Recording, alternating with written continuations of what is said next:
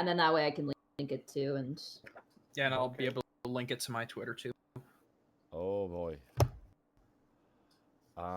We're stream health is healthy. I just started it. Coffee acquired, and a little bit of yogurt. There we go. I'm seeing it. Yeah. There we are. Nothing I'm should just. be I can't. Can I not pop out the chat? You should be able to. Oh, now I found it. Pop out chat. There we go. There we go. can you have the link to that so I can post it to the official Twitter? I don't have a link actually. I don't know how to. I don't know where it's being posted to. I can't. I cannot fuck around with my settings too much. I'm gonna have to retweet whatever you post on my I got Twitter. you, fam. We got it. Okay. It's all good. We got it. All right. we Wow, go. we got a Yeah, lot of we got a lot of people in the chat. Holy shit. Yeah, already. People already had an idea that was where it was going to be, so. On the U-tubs. We're up. Wait, so did you guys start doing the audio we recording? did. We're fast. We're gonna do our. We're not starting our recording here. We're gonna do that real fast here. I'm turning on my recording setting now. Mine is now recording. No. No. Hold on. Just put it on record. Just hit record, and then we'll do our time up thing. His job is he's gonna go through the audio, and he's gonna sync it up with our audio content. What we're gonna do? 1 second. Audacity crashed. 1 second. Oh, that is a great sign. Oh, okay. I have to reload it. Okay. Give me a second here. I'm trying to do 5 things at once right now. Austin's gonna love me mixing yogurt on sound. It's gonna sound so good. One It's gonna second, sound let me so good. There we go. Okay, I got it to work now. Grab my, goddamn book. I hope Austin has fun editing out all my burps.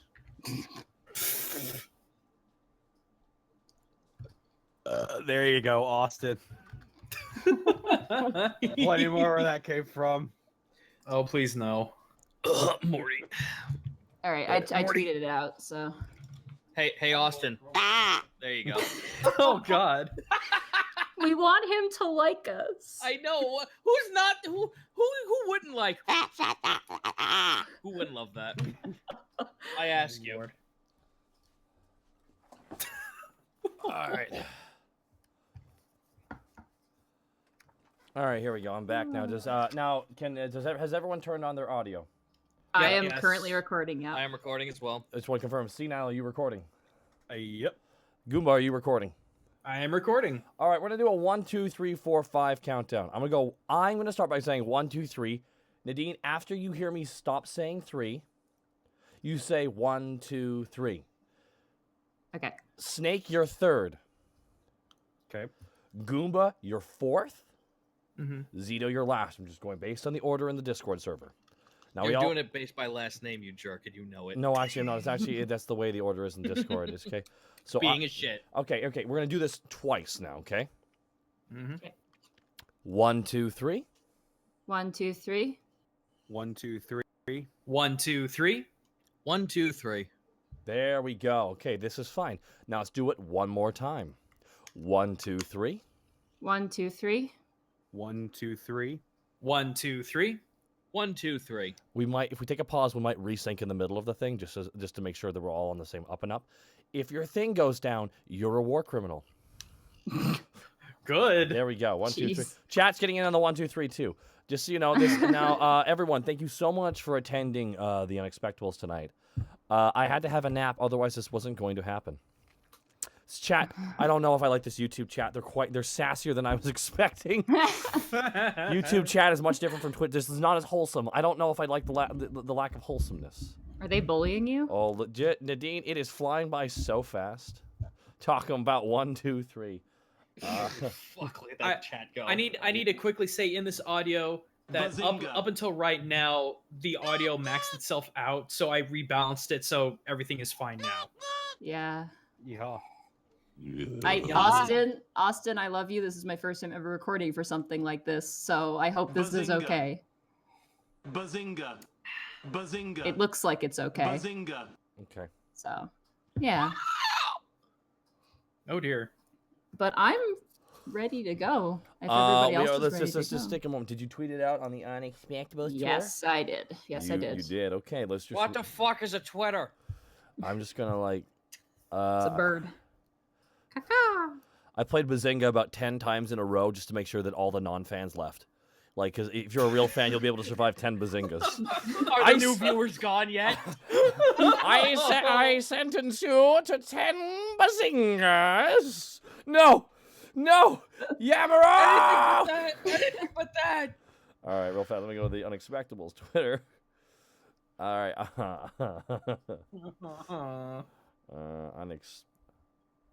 going on the Unexpectables. All right, I'm just gonna minimize my recording so I don't worry about it too much. Yeah, don't even look at it. Just minimize it. Yeah. I got it on my second screen. Oh, see, not all of us are. One day that'll be me, Zito. One Not day. all of us are rich, so you know. Not all of us make that art dollars. Bitch, this is a hand-me-down from 7 years ago. And not all of us have people who want to hand me down things. Okay. 1 second. I'm just gonna fucking. This is how we do this, guys. For that. Now, here, quick question, chat. While we're getting started here, because we're a little bit slipshod tonight. Real quickly, guys. What is this your first time actually watching the Unexpectables here? Are you watching it because you heard about it because of the show so far, or are you here because a stream popped up on Takahata 101's account? I'm very curious to see. Or are you a hardcore fan who knows their shit? I can't wait for people to start saying, "Where's Hellsing?" It's good shit. Oh yeah, absolutely. Oh yeah, absolutely. You know, me too. I mean, I've been rolling. No, hey. you know what? It's like I'll give you some jokes here. I'll give you some jokes here. Alucard lands in the middle of all the Catholics with the white hoods, and all of the and in the middle of all the Catholics with the white hoods and all of the actual like all the Nazis. Oh shit! I'm late to the Unite the Right rally. Anyways, that's the end of the jokes there. Good Hey guys, shit. this might be a Man, a bad time, like, but Twitch just came back up. Are you What? fucking kidding That's me? good shit. Yep, That's pretty- the second it hit 9 o'clock. That's pretty. It's back up. Are you serious? It's back up. All right. I wanna have a poll here. Like this is I feel like I want to switch this back to. All right. Okay. Everyone, hold on. Just chat. Everyone needs to calm down. I need law order. I swear to God. Everyone. Fucking nuts. I busted out the soundboard. We need to silence the madness. I swear to God. I guess we go back to Twitch. I don't know how to feel about this right now. I was about to tweet out that we're on this, but like now I'm wondering if we should just play it or switch to Twitch. All right. I mean, Twitch. They just got it back. Who knows if they're working out How bugs or stable not. it is. Yeah. I'd say since we already tweeted out everything. Let's just stick with this for now. Yeah. All right. let's just stick Okay. with this for Real now. quick, everybody. Before we start the stream, this is always streamed. Since this is your first time, it's always streamed on Twitch, Wednesdays at 7 o'clock PST. We're gonna do tonight here on YouTube, and we have a lot of new people here watching the show. This is the beginning of our third arc. We have all leveled up to level 3. Clap for everybody. Clap. That's good. We have some news updates too, by the way. Real fast for the stream. The Team 4-star charity stream made $28,000, correct? Mm-hmm. Yeah, I buddy. did. Going for the Save the Children charity, which I'm very, very happy about. Some other news here. I will be at PAX Prime this weekend, down in Seattle, Washington State, and I will be attending a particular panel I will be tweeting about. You can follow me at Talkauto101 for more information about that. I am currently maybe fighting a cold. I don't know. Either I'm winning it or it's very weak. I can't really tell what's happening, but I did have a nap to get rid of all my toxicity. Any other news anyone else wants to get out before we get started pretending to be characters who are cooler than us? We're going. I'll be at Sam Japan. You're going to San Japan? Yes, I am. Oh, have fun at San Japan, Zito. And that's this weekend, correct? Down in San Antonio. Thank you. All right, good. Goomba, do you have any information for any of the folks at home? I just moved, so there's a lot of crap to do. Bazinga. That's it. And you showed off at the office today. Oh yeah, showing off, sitting in the back of the stream, holding my head, trying not to be an idiot. You get used to it. It's okay. You're not trying to be an idiot. I was the one who got up on fucking Rock Band and sang a Queen song as Kermit. Yeah, I missed that part. I'm sad now. I did too. That's when I left. Oh. Oh, that's really sad. Now, see now, you have anything to report on? before we get started? I don't think anything that I can yet report on, unfortunately. Okay, no worries. It's cool. Nadine, any updates about anything going on? Oh, also, rest in peace, my sister. We had a death in her pets today. Oh, yeah. Rest in peace, Fat Albert. I had an obese hamster who I managed to get back to prim health, and he lived for 1.5 years, and he was a Russian dwarf, which is pretty good for that breed. So I'm sad, but I'm not devastated. It's just what it was. And it was any day now. He was so old. Rest in peace. Hey, thanks, Nadine. Hey, I don't know what's going on here, but thanks. Yes, Oh, yeah. Okay, one second. I'm gonna go the Unexpectables ... on YouTube. Throw Boss Baby in there. Are you? No, I'm not using Boss Baby. Is like it's a well, but we cannot ruin the environment by constantly going back to it. It's like the Amazon desert. I know I should say I know I should say Amazon jungle, but I said desert for a reason. And tweeted. Here we go. Oh, we're almost up to 1,000 people watching here too. Yay! Yeah, Thanks, guys. 965 apparently. Yeah, it's pretty good. It's pretty good, guys. All right, that's pretty much it. That's all I have. Oh, real fast, I need to update my one thing before we start here. Let's just, where's my Borky thing? Yeah, he's got 42 hit points. By the way, Borky's got a lot of hit points now. I gambled. Yeah, I know. Yeah. I gambled on that roll, and I gambled well. Did we ever tell you what Helga was? A monk? Did we tell you what level? Yeah, she's level 9. Okay. Yeah, I know. I know. Okay. I know all about how tall she is. Scared. We're gonna get started here, guys. Anyways, take it away, Nadine. So I didn't actually write an introduction for this episode. All right, before we get because- started, then let's do a 1, 2, 3 countdown just to make Austin happy. One more time. Let's take it home. 1, 2, 3. 1, 2, 3. 1, 2, 3. 1, 2, 3. Uno, dos, tres. That you fucking god damn it, fucking it's great. All right, cool. Go on, Nadine. So you don't have an intro. So I don't have an intro this day. I will speak words. I want you to improv. Yeah, that's what I'm gonna have to do. Shit. So last time on the Unexpectables, the party completed the second arc, solving a murder mystery, and I will keep that spoiler free. And after doing such, they had basically 2 days to kind of relax. They went shopping, and they also attended the Alivastian festival, a festival to celebrate the creation of Alivast as a city. And as they did, they partook in drink and festivities. They entered pet competitions and lost, sadly. They entered a fight pit and lost, sadly. No, but they did manage to hire a chef for their guild hall, as well as help in some romantic endeavors in regard to 2 NPCs. And they also met the very elusive and mysterious Azamar known as Isla, who is one of the Azamar of the council and who can also see dead spirits. And she said a few things. And you also, Gaijin, as Greckles, you managed to speak with Bork as well. Mm-hmm.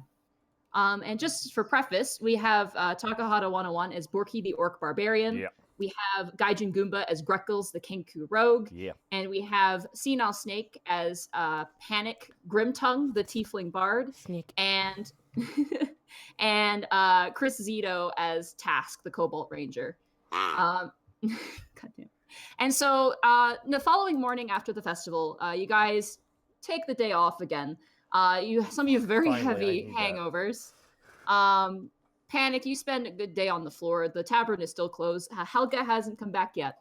But the following day, you are awoken to the sound of construction. You are awoken to the sound of things moving in and out of the building. And you all rise out of bed. And you hear the sounds of movement downstairs. Wasn't Panic crashed on the floor next to Tarisk? He was, yeah. Nice.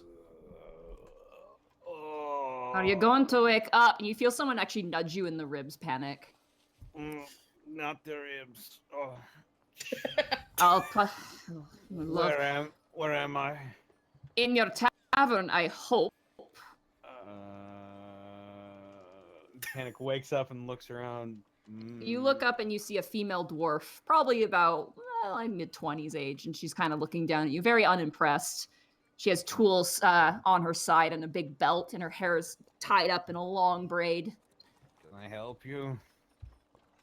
More like if I can help you. And she hands you a folder. And as you wake up, you see around you a bunch of dwarves just working. And you see a familiar fish-headed halfling, like his eyes sparkling and glowing as he looks at these dwarves that are making his brand new kitchen. We just love him so much. We love him so much. Right, that was happening today. Oh. The dwarf offers you a okay. hand to help you up. He. I'm not sure how that'll work since I'm taller than her. But he takes her hand and just gets to his feet. Just Woo. She's a strong lady. She like grabs you and she like lifts you up and then lets go, but the rest of the momentum brings you to your feet and you almost fall over. Oh, phew. Jesus. Are you still drunk there, love? I'm hungover, woman. It has been 2 days since the Alivast festival. That is very impressive there. Wow. Jesus. We thought he was dead. Anyway, this is for you. And she hands you the folder. She like shoves it in your hand. He opens it up and looks at it, kind of blinking hangover out of his eyes. As you actually look at it, and it's kind of fuzzy and the symbols kind of clear up, you see that it's actually applications for the people you've requested. Oh, shit. The rest of you at this point hear the sounds from downstairs and the construction, and you're roused from your sleep. All right, head downstairs. Yeah. All right, you walk down, and once again, you see the chaos of like 16 to 20 dwarf women like running around and like, hand me the nails! Get your own nails! Like yelling at each other and doing all kinds of things. You hear the pounding of hammer on wood. Oh, you think they bring enough nails for everybody, you know? Borky's looking around. Panic is suffering at the moment. Oh God! Yeah, Task will walk up to Panic and take the paper out of his hand to read it. Borky, All right. Can Borky smack Panic on the back really hard? Go ahead. Borky smacks Panic on the back really hard. I would have woken you up, man, but it's just so beautiful how you were sleeping and cuddling with Tarisk. All right. Good morning. What I was kind of hoping for, I'm not gonna lie, I was kind of hoping that Panic would look at Tarisk and go, "This isn't my beautiful wife." As you open up the envelope, it's wax sealed, and you see the seal of Adric actually. And you pop open the seal, and you pull out the pieces of paper. If you go under found documents, it should be under employee applications. And you all have access to that document. And I recommend for our audience at home, perhaps reading it out loud. Alrighty, I guess. I love that Borky can't read. It makes my job much easier. Yeah, you Oh, can't for read. fuck's sake. Alright, let's see. Dear Unexpectables, these are the approved Alivastian applications in regards to your wanted employees. Please note that you can only hire one employee for each position at a time, as per Alivastian hiring code. Sandrel Metalmane, guard position application. Oh wait, is that correct? Or am I nuts? Yep. Oh, right. Okay, I'm sorry. I thought... You guys applied for a guard, a maid, and a server or servant. That's right. I'm sorry. I thought Metalmane was actually like one of the applications. I'm like, wait a minute. Okay. No, she's in charge of like the paperwork. You get the gist that she's like the one who deals with the actual like hiring for Adric.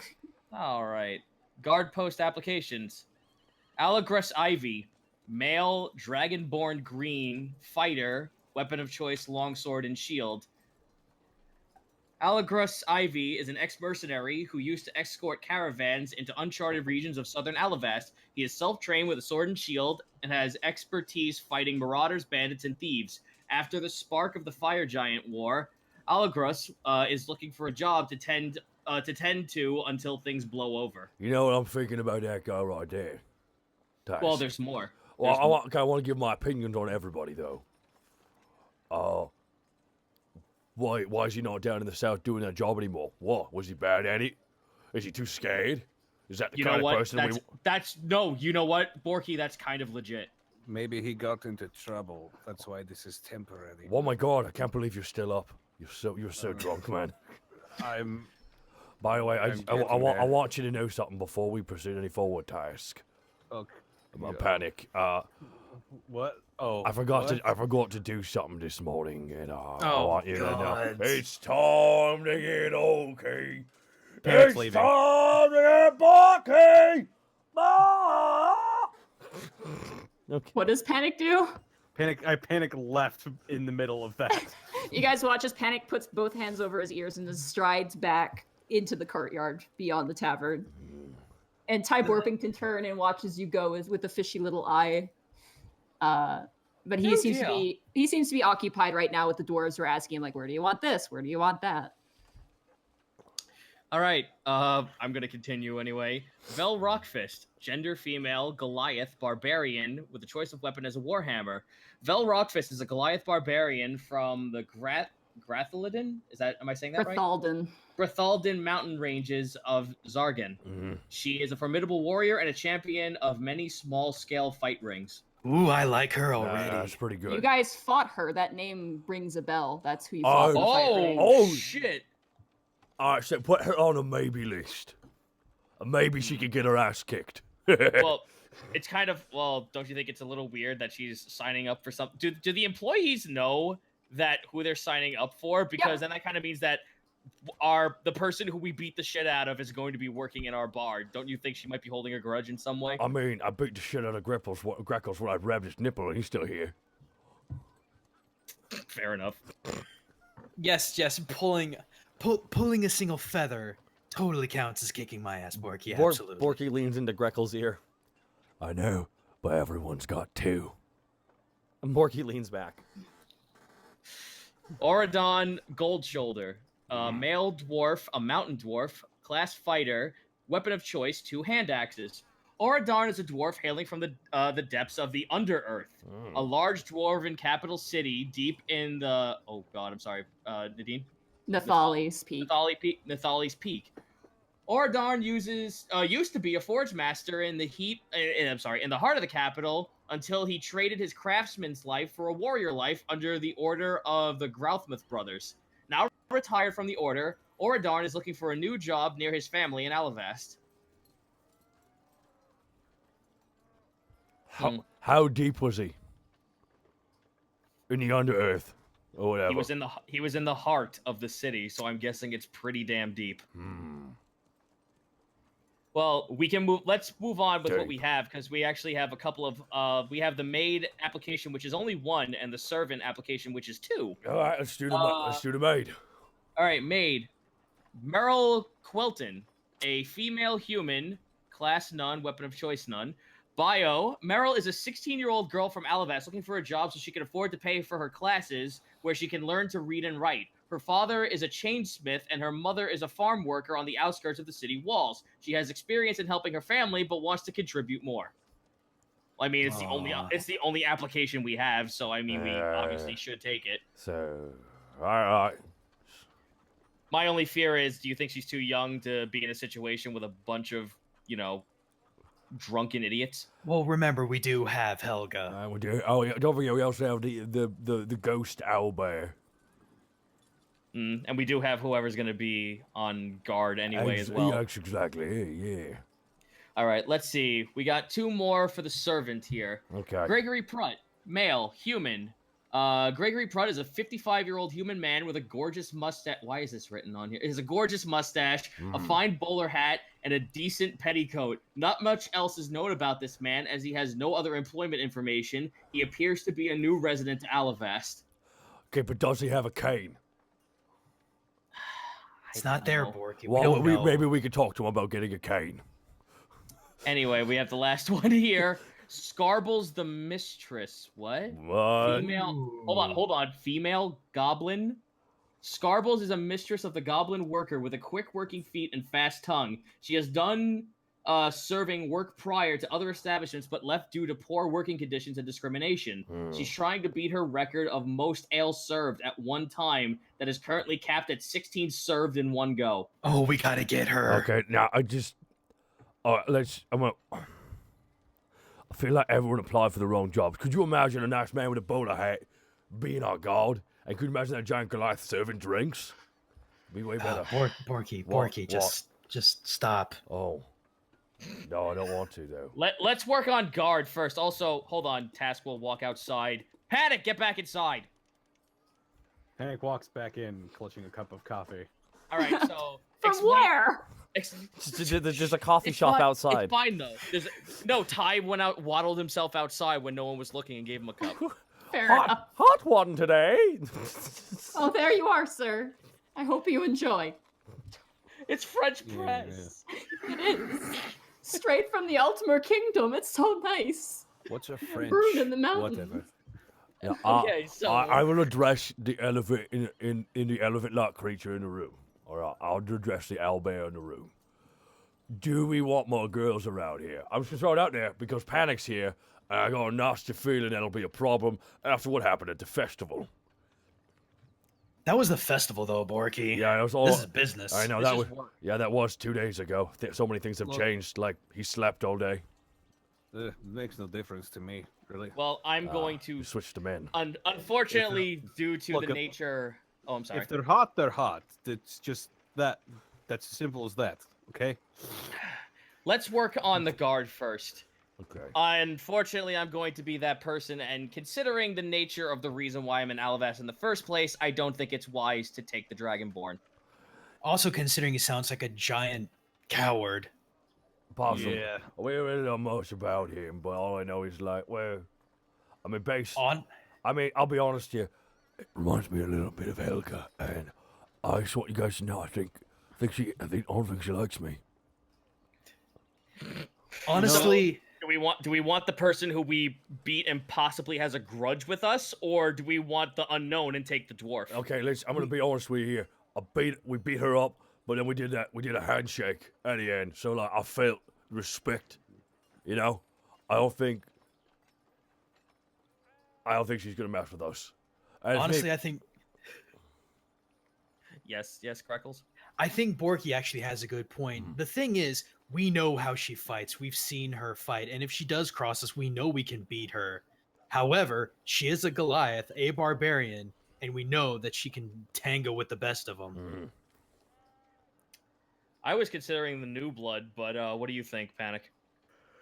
Well, I'll tell you what. I see we'll go with a Goliath. All right, fair enough. Democracy wins. We'll take Vel Rockfist. All right. All right. You see that there's a sheet as you look at her actual information. There is a signed sheet that basically says, "Would you like to bring in this person?" Yes. All right, and you sign it. Yes. All right. The signature goes through, and the application disappears in a puff of smoke. Oh, it's weird. All right. Well, we have the maid application, and we don't have any choices. So, do we want to take it, knowing that there's going to be a 16-year-old girl walking around in a bar full of drunk men? Well, it's not the drunk men I'm worried about. It's Borky just points a finger until it touches Panic's head and keeps pushing. What? I want you to Honestly- know you were so lucky that Task, like, from what I heard, if Task wasn't there, you might be dead. That just might happen. And I just got a nasty feeling you're going to put yourself in that situation. As your manager, I can't have my talent die. With a 16-year-old? What's the legal? No. DM, what's the legal age in Alivast? I was actually going to ask what the legal working age is. It is 16. That is like the lowest it's possible. Kids can also work as messengers when they're younger, but the money goes to their parents. And the other question, oh my lord, is 18. There you go. Oh, that's fine. If Panic steps out of line, we'll have to perform a citizen's arrest, and that's all we know. I think if dare- anyone gets out of line, Helga will clobber them. That's true too. Very Well, well. now- Again, no, that- I hold no stake in this, so I'm going to assume you all have the better knowledge of this than I do. I mean, it's not fair to say that Helga will do that because she just attacks people randomly who don't deserve it. So I'm sure she does, Borky. yeah, I'm no, she sure. did. She did. Pretty sure a lot of people saw it actually. So Task will mark down the application for the maid. Okay, It's our only- it disappears in a puff of arcane smoke. It's our only All right. application. All right. Well, now we have our servants. Do we take Gregory or do we take Scarbles? And considering the goblin's nature as to why she wants to work here, and considering us in general, I mean, look at us. And also points over to Ty. Oh my god, that's gonna look beautiful on the mantelpiece. Keep going. I say we take her. Borky yells, Ty, can I get a coffee too? Sure. What would you like? Altmer made, or would you like something from Alivast that's a custom brew? Go with the Altmer. Should I go with the Ultima? Should I do that, Paddock? Yes. Unless anyone else has any. What you said. Unless anyone has any objections as to why we should take Gregory instead, okay. I say mine is the goblin. Here's the thing. I'm breaking it down here based on what I heard. Right. We know too much and we know too little. Now, part of me wonders, when we get here, we know what we're getting, right? But when we get this mystery man with no resume or anything, just wears a hat and has a mustache, part of me wonders, what if he tries to kill us? Wouldn't that be cool? No, Borky, that would actually be very, well, very bad. I said try. You wouldn't succeed. And we would then be out an employee. Oh. Okay. You know what? I'm going to abstain from voting on this one. Oh, my God. Well, again, I take the goblin. That's my vote. I take As the do goblin I. as well. All right, take the goblin. All right. The last piece of paper disappears in a puff of smoke. All right. And as you guys are talking, Ty Borpington walks over and he hands you, Borky, a cup of coffee. Oh, thank God. I need this, you know. So for the sake of brevity, do you guys want to meet your new employees? Oh my God, yes. Absolutely. Yes. Okay. Real fast, can we all four of us be sitting down on one side of one of the bench tables? Yeah, of course. Okay. As you guys do this, you have your own, like, you actually set it up in the courtyard because all the dwarves tell you to get out of the room because they're still working. You noticed two of them are trying to bring in the big quest board that you guys requested as well. Fantastic. As well as a brand new oven, which upon seeing Ty Borpington cries his little fishy tears. Oh my god, this is wonderful.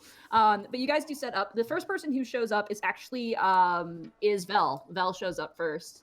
Is that sorry, Val was the Vel Rockfist was the Goliath, yeah. VAL, right? VEL. VEL, yeah. Val Rockfist. Okay, thank you. And she comes walking in, and she looks a little different from when you last saw her. She's got more bandages on her arms.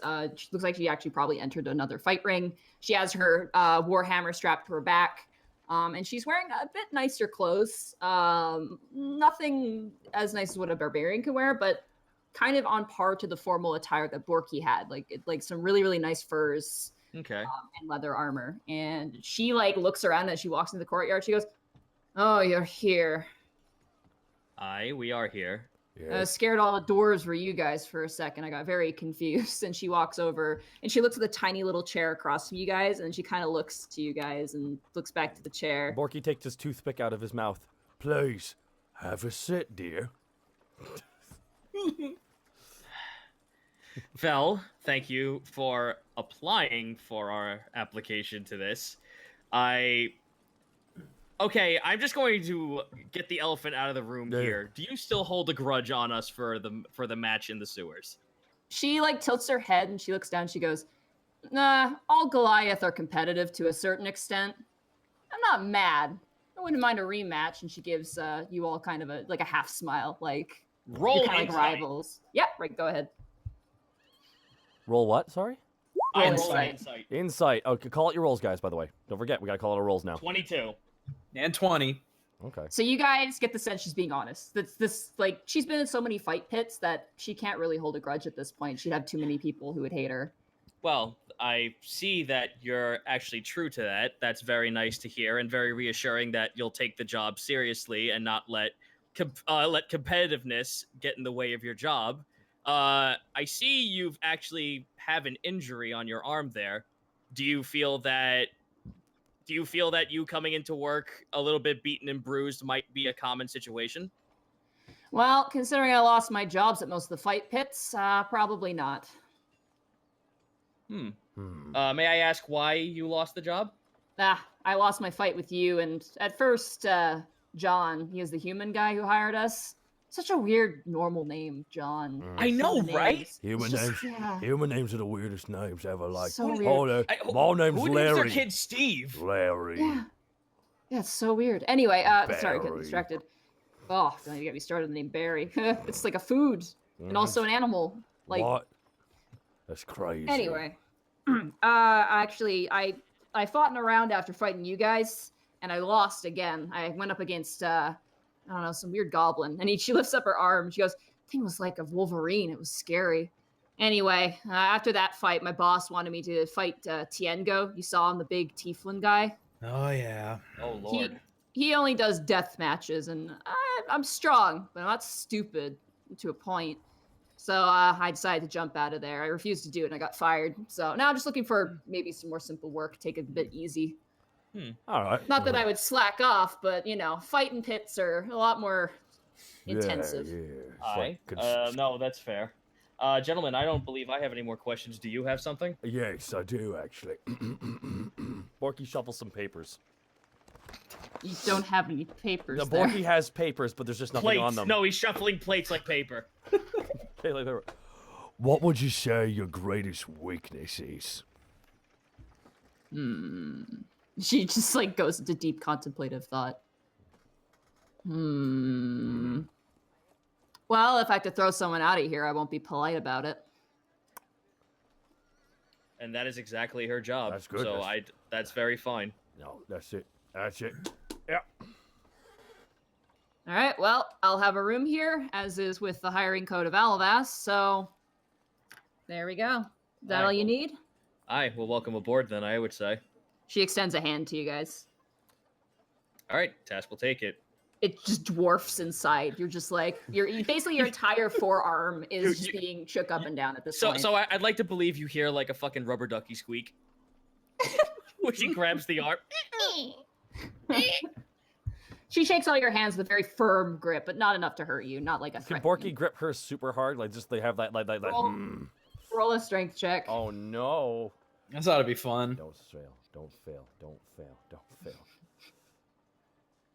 18. Nice. I was Okay. supposed to say, That's a save. You'd want to Shit. throw an actual strength. Yeah, no, you Sorry. want actual strength check. 11. 11.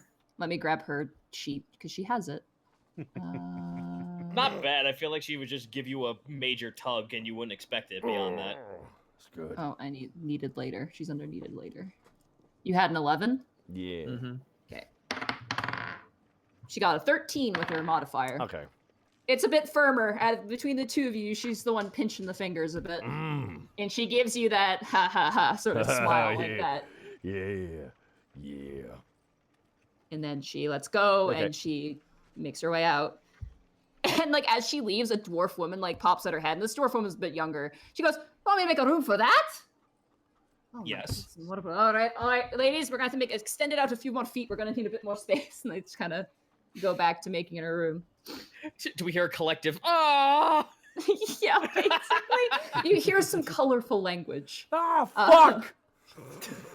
Hey, no swearing while we're doing interviews. Yeah, fucking Alright. watch your mouth. All right, so who we got after- next? Your next employer that comes in is Scarbles, which is the goblin.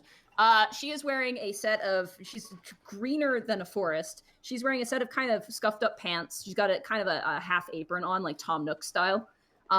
She's got kind of a nice, piratey sort of shirt to her, kind of like what Panic wears. And then she's got kind of like a tank top underneath. And it's a bit stained. You can tell she's a worker. This is probably the only pair of clothes that maybe she has. She's got an explosion, a wave of hair, almost like a toothbrush on her head that kind of flips to one side. And it is this weird kind of garish purple color. And she's got teeth sticking out of her bottom jaw. She's got an underbite like you would not believe. And she walks on in and she just trots on over and she sits down on the chair eagerly. Scarbles, was it? As it says here on your paper. Yes. I have to ask. You have a very colorful nickname that you decided to write down on this paper. May I ask how you got this nickname? My mother gave it to me. Really? Okay, fair Scarbles, enough. Fair enough. But can you tell us about the mistress part of your name? It's 'cause I'm a girl.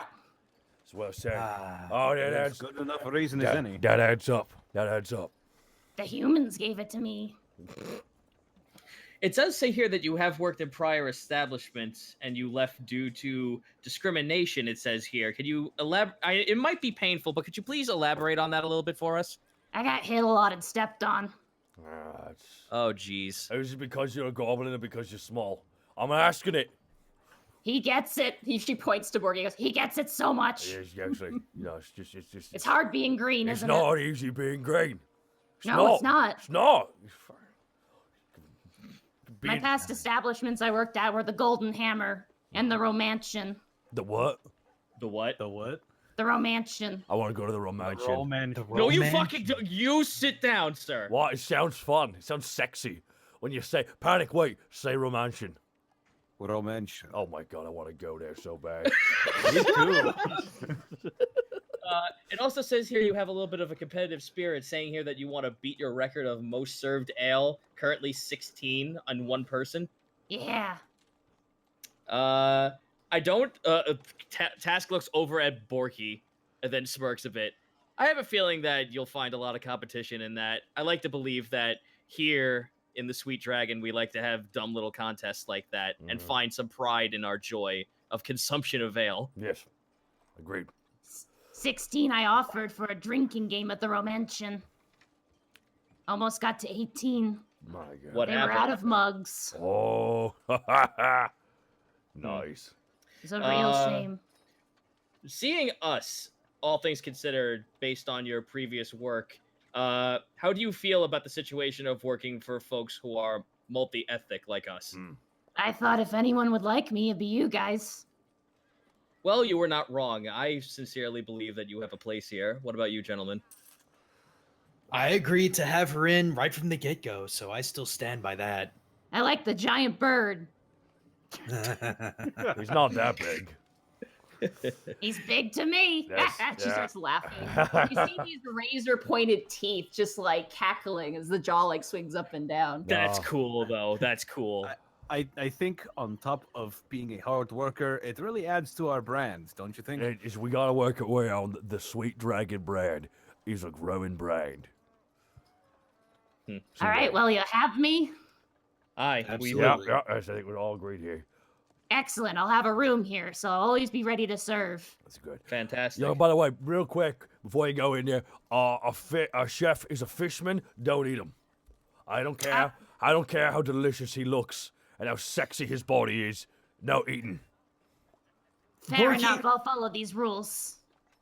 Borky, do we need to take you somewhere? You've been aggressive Did as of late. I'm pretty sure I didn't stutter when I said I wanted to go to the Romantian. All right.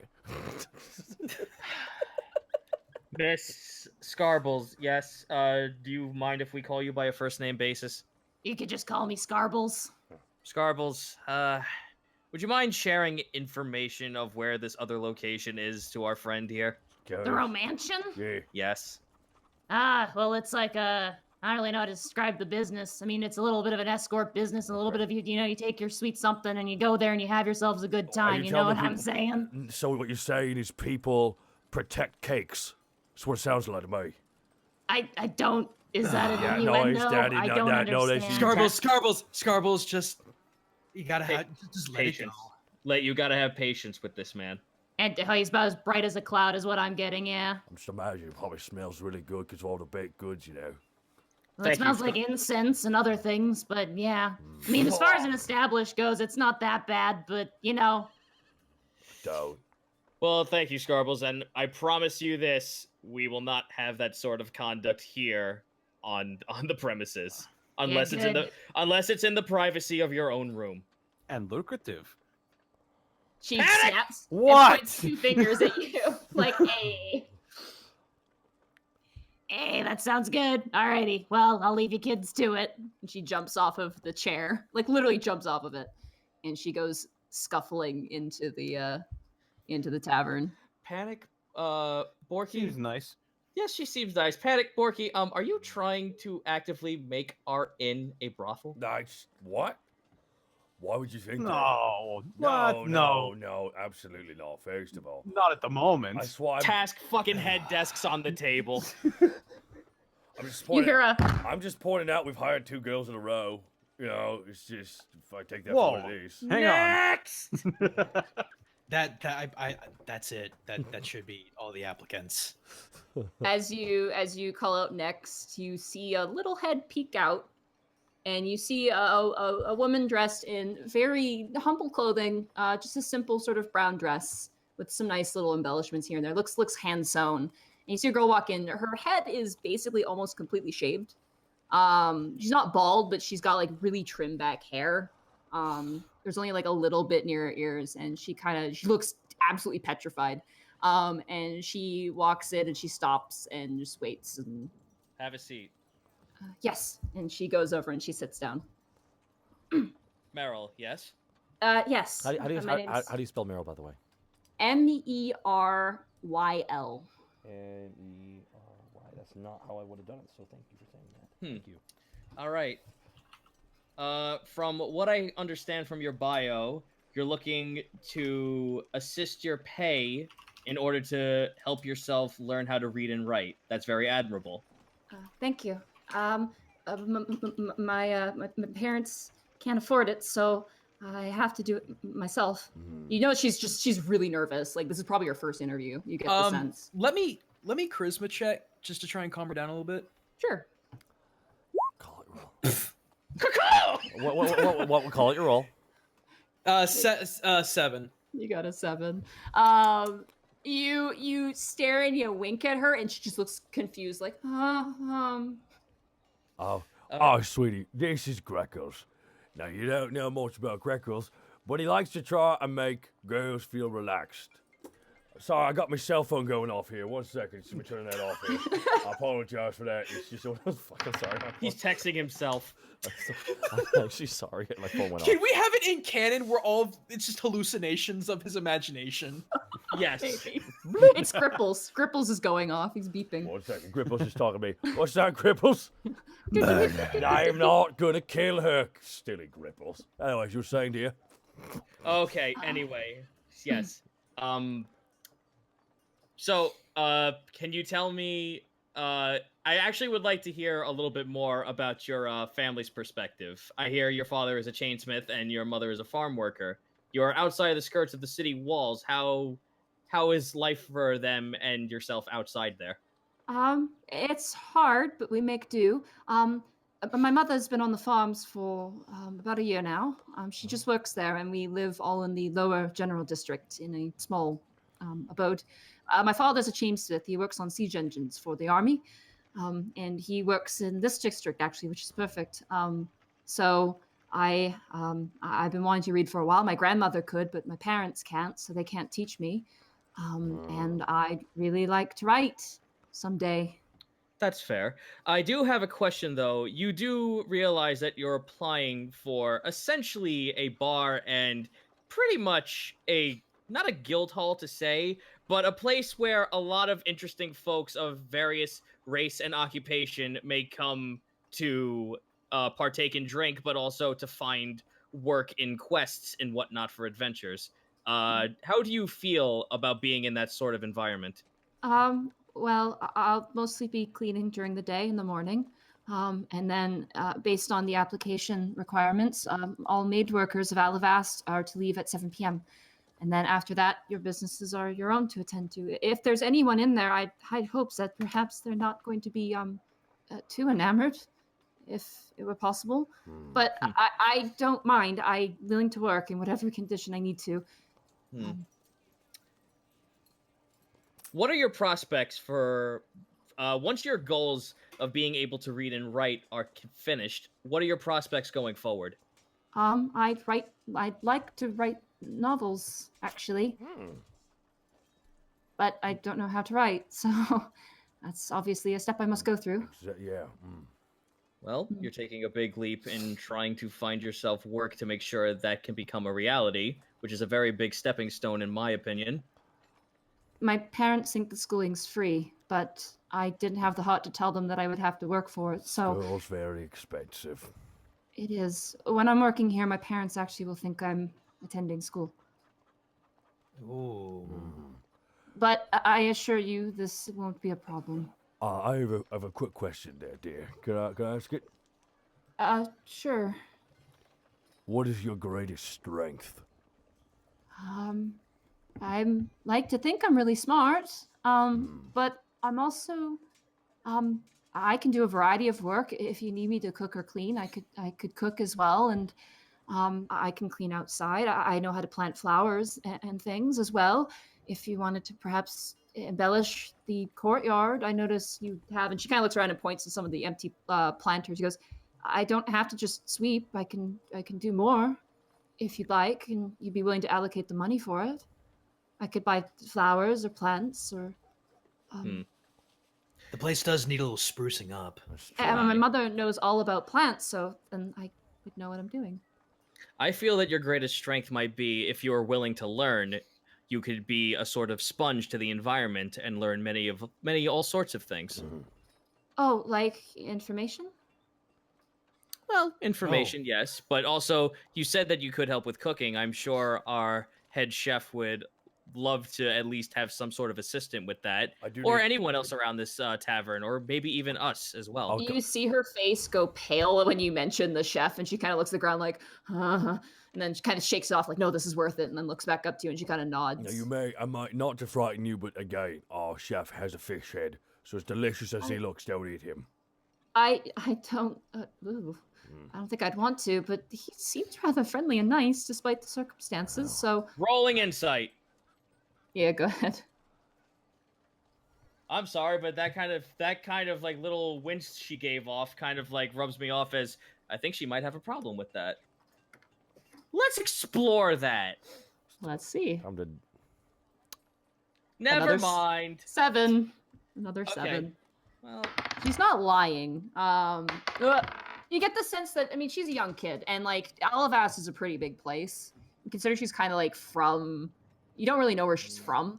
It's just something different potentially than what she's used to. But you see that she's willing to go through it, like for her own sake. Like there's a lot of like, she looks like she's terrified of Greckles and Borky, but she's still sitting there despite that. Like she's actually being fairly brave for a woman of her age.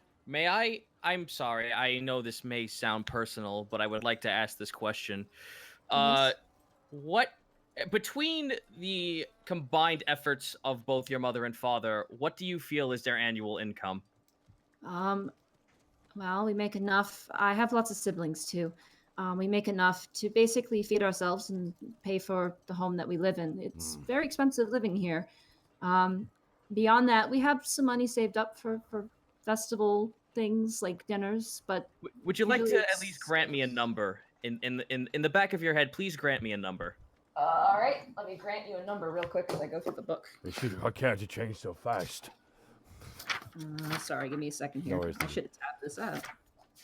I wasn't expecting this question, so this is my fault. I don't want to know about kidnapping. Get that out of here. I like how the first racket. I like how the first hour has been interviews, and it's still no less amazing. This is fun as hell. Don't know where it is. There is a salary for certain livings, and they definitely live not in squalor, like complete squalor, but low class. Very low class, like surf class, basically. Oh my god! But not. They live by the ocean. Oh my god. I love how everyone is like, way to be that guy. There's a reason I asked. It's just wait. Oh god. All right. I just dropped all of my notes. Because honestly, guys, if he doesn't, no one else will. Yeah, no, exactly. Sorry. Settlements 15. She thinks about it for a moment and she looks. Oh, come on. Book, please. We're broke AF, fam. You're broke. She's Shoot, come on. Come on. I can't find it. I'm Shit. sorry. Just broke. She's broke as shit. Well, she talks about it. I'll say this. Just give you. Basically, she says they make about the money they have to spend to basically live in where they're living is 70 gold pieces a month. Tash drops 500 in a bag to her. Are you serious? I'm dead serious. She freezes and she like looks very confused. She looks like you're almost like kind of boasting a little bit. Like she's like, "Oh, great." No, not this Task looks again." at her dead serious. You may take this and use it towards advancing yourself in your reading and writing, and I would like you to be hired among this establishment. She's gonna insight check you just because. You having a giggle, mate? She starts to cry. Told You now have a 16-year-old girl in front of you crying. Well, this sucks. Greckles is gonna get up. It's really weird. Usually Panic's the one who makes girls cry. Greckles gets up to go over to her and just kind of lean by her side. Listen. No, seriously. Listen, I know this is rather unexpected, but that's kind of what we do. But we're all family here, and we're willing to let you into that family. I was really scared coming here. I've been trying to get hired for months now, and most people wouldn't even look at me with my lack of experience. I'll work really hard, as hard as I can. Dear, listen. In my clutch, it was my job to take those who are rusty, who were greenhorns, and it was to build them into something new. This just feels the same, and it's quite common among my tribe. So don't feel that this is a odd obligation. I'm merely stating that if you would like to work for us, I'd like to at least make sure that your goals are obtainable in some way. Thank you. Thank you. Kinter, bless you. Thank you so much.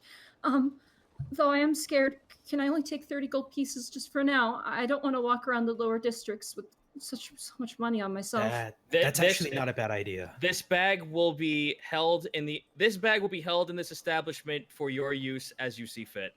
Okay. Thank you. Also, the women who are working inside on the building, I don't need a room. I'd like to stay with my parents. I still need to help them. Will you need an escort to and from your home? No. I meet up with my father at his workshop, and we walk home together. Will it be difficult? Will it be difficult for you actually trying to keep up the idea that you working here is also your schooling? If you are finding it very hard to give an answer, then I would like you to do is be upfront with your father and explain that you have acquired a job in order to pay your schooling. Of course. Thank you. Though I wish the sums of money may be in increments very low. I don't want my parents thinking I'm doing something. You see her kind of like get a little dark. No, you're not. You know, the last one worked at the Romanchin. Oh, you've heard of that place? Yeah, I just got it. I just got it. It's just what a magical world we live in. Yeah, truly. Thank you. And you see her, and she very tenderly goes through the bag, like she's not like grabbing coins, but she like carefully counts out 30 coins. She knows how to count. And she puts them in the pocket of her dress, and she goes, "I'll be starting tomorrow, I guess." Aye, we will see you then. Thank you. What were your names? Task. Okay. Greckles. Panic. Hello. She looks at you, Borky. Borky. I like it. I was gonna say Panic. You told my joke. Anyways. Panic Grimtongue. She gives a gracious bow, like she bows like almost like 90 degrees, and she goes to the door of the courtyard. She bows one more time, and then she leaves. Task will take the remainder of what's there, and he will find a private place just for her to. When she gets back there, obviously he'll tell her where it is, but that is her money. So I'm taking that 500 off my character sheet. Isn't that a little... what's the word I'm looking for? Excessive is the word you're looking for. That's a lot of fucking money. Naive is what I was going for. For a commoner, that's a lot of money. Task looks at the rest of them. You all don't think that I'm kind of calculating the same for all of you, yes? Aren't you the one? Aren't you the one who said, "quote unquote," we're a family in some sense? Oh, I have absolutely no objections to what you're doing. I was just helping out Panic. And Greckles smiles a little bit. What? Why do you feel it was excessive? Because you just gave 500 gold to a random girl. A girl who's going to work her way up the ladder to become something more. Again, that was what I did back when I was back in my clutch. You gave 500 gold to random people in your clutch? No, I'm just saying it's a little strange. Panic, if it does your heart some good, think of it as an investment. Are you your gold. Are you afraid I'm going to squander funds or materials in expense to new creatures? I'm just saying that anybody could have come up with a sob story like that. You see.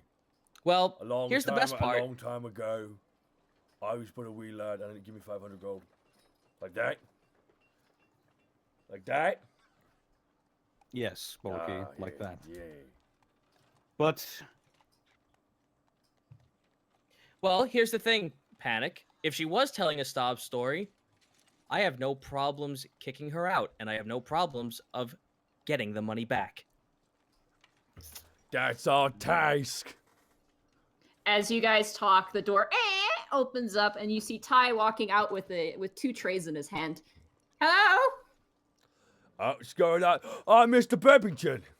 Hello! How are you? Oh, we're having quite a good day. We're wasting money up now or not. Wait, are we? I didn't... What was that? Anyways, money's being spent. We're not wasting money. Well, okay, so we're not? Okay, good. I was getting confused. He walks over the two trays and says, the kitchen's going swimmingly. It's... Oh, whoops, that was a joke. Swimmingly. Oh, it's so sad. Anyway, I decided to make you guys some sandwiches since you appear to be picnicking outside and it's lovely weather and I don't have any ovens to make anything else really, so I hope you enjoy. And he lifts up the lids and you see an array of different sandwiches with meats and cheeses and things. There's also some with eggs inside, like just cooked eggs. Greckles takes the egg sandwich and just wolfs it down. Now this I can get behind. Yeah, if Tass will take whatever meat sandwich there is. So what? Well, now here's the question. What would you suggest I have? Oh, I would suggest the 5 meat sandwiches made with 5 different meats, thus the name. I would like the 5 meat sandwich then. There you go, and he hands you a sandwich. There are 5 meats in this sandwich. Well, Indeed. gentlemen, it's going to be some time before the request board comes up, and I'm sure a lot more action will come to this place. Oh, it's already up. The dwarven girls just put it up just now. They're working on my kitchen. That's going to take a while. Oh my god! They're pretty fast. Panic? Oh, he just said, yeah, they're pretty fast. Well, gentlemen, I hate to say it, but we do need to go make some money after all this. And we can't exactly get that from our tavern right now. Should we possibly go try and find some work? I can't see why not. Are you feeling up to it today, Panic? You feeling okay there, champ? I'll be fine after breakfast. Wait, what time is it? It's like past 11. noon. It's like 11. Oh. Okay. Still counts as breakfast for me. I just wanted to thank you again for having me here. This is the best thing that's happened to my life. Which counterbalances the worst thing that happened in my life. What was the worst thing that happened in your life, Mr. Burpington? I have a fish for a head. Oh my Borky. god, I thought you just got cursed with a human body.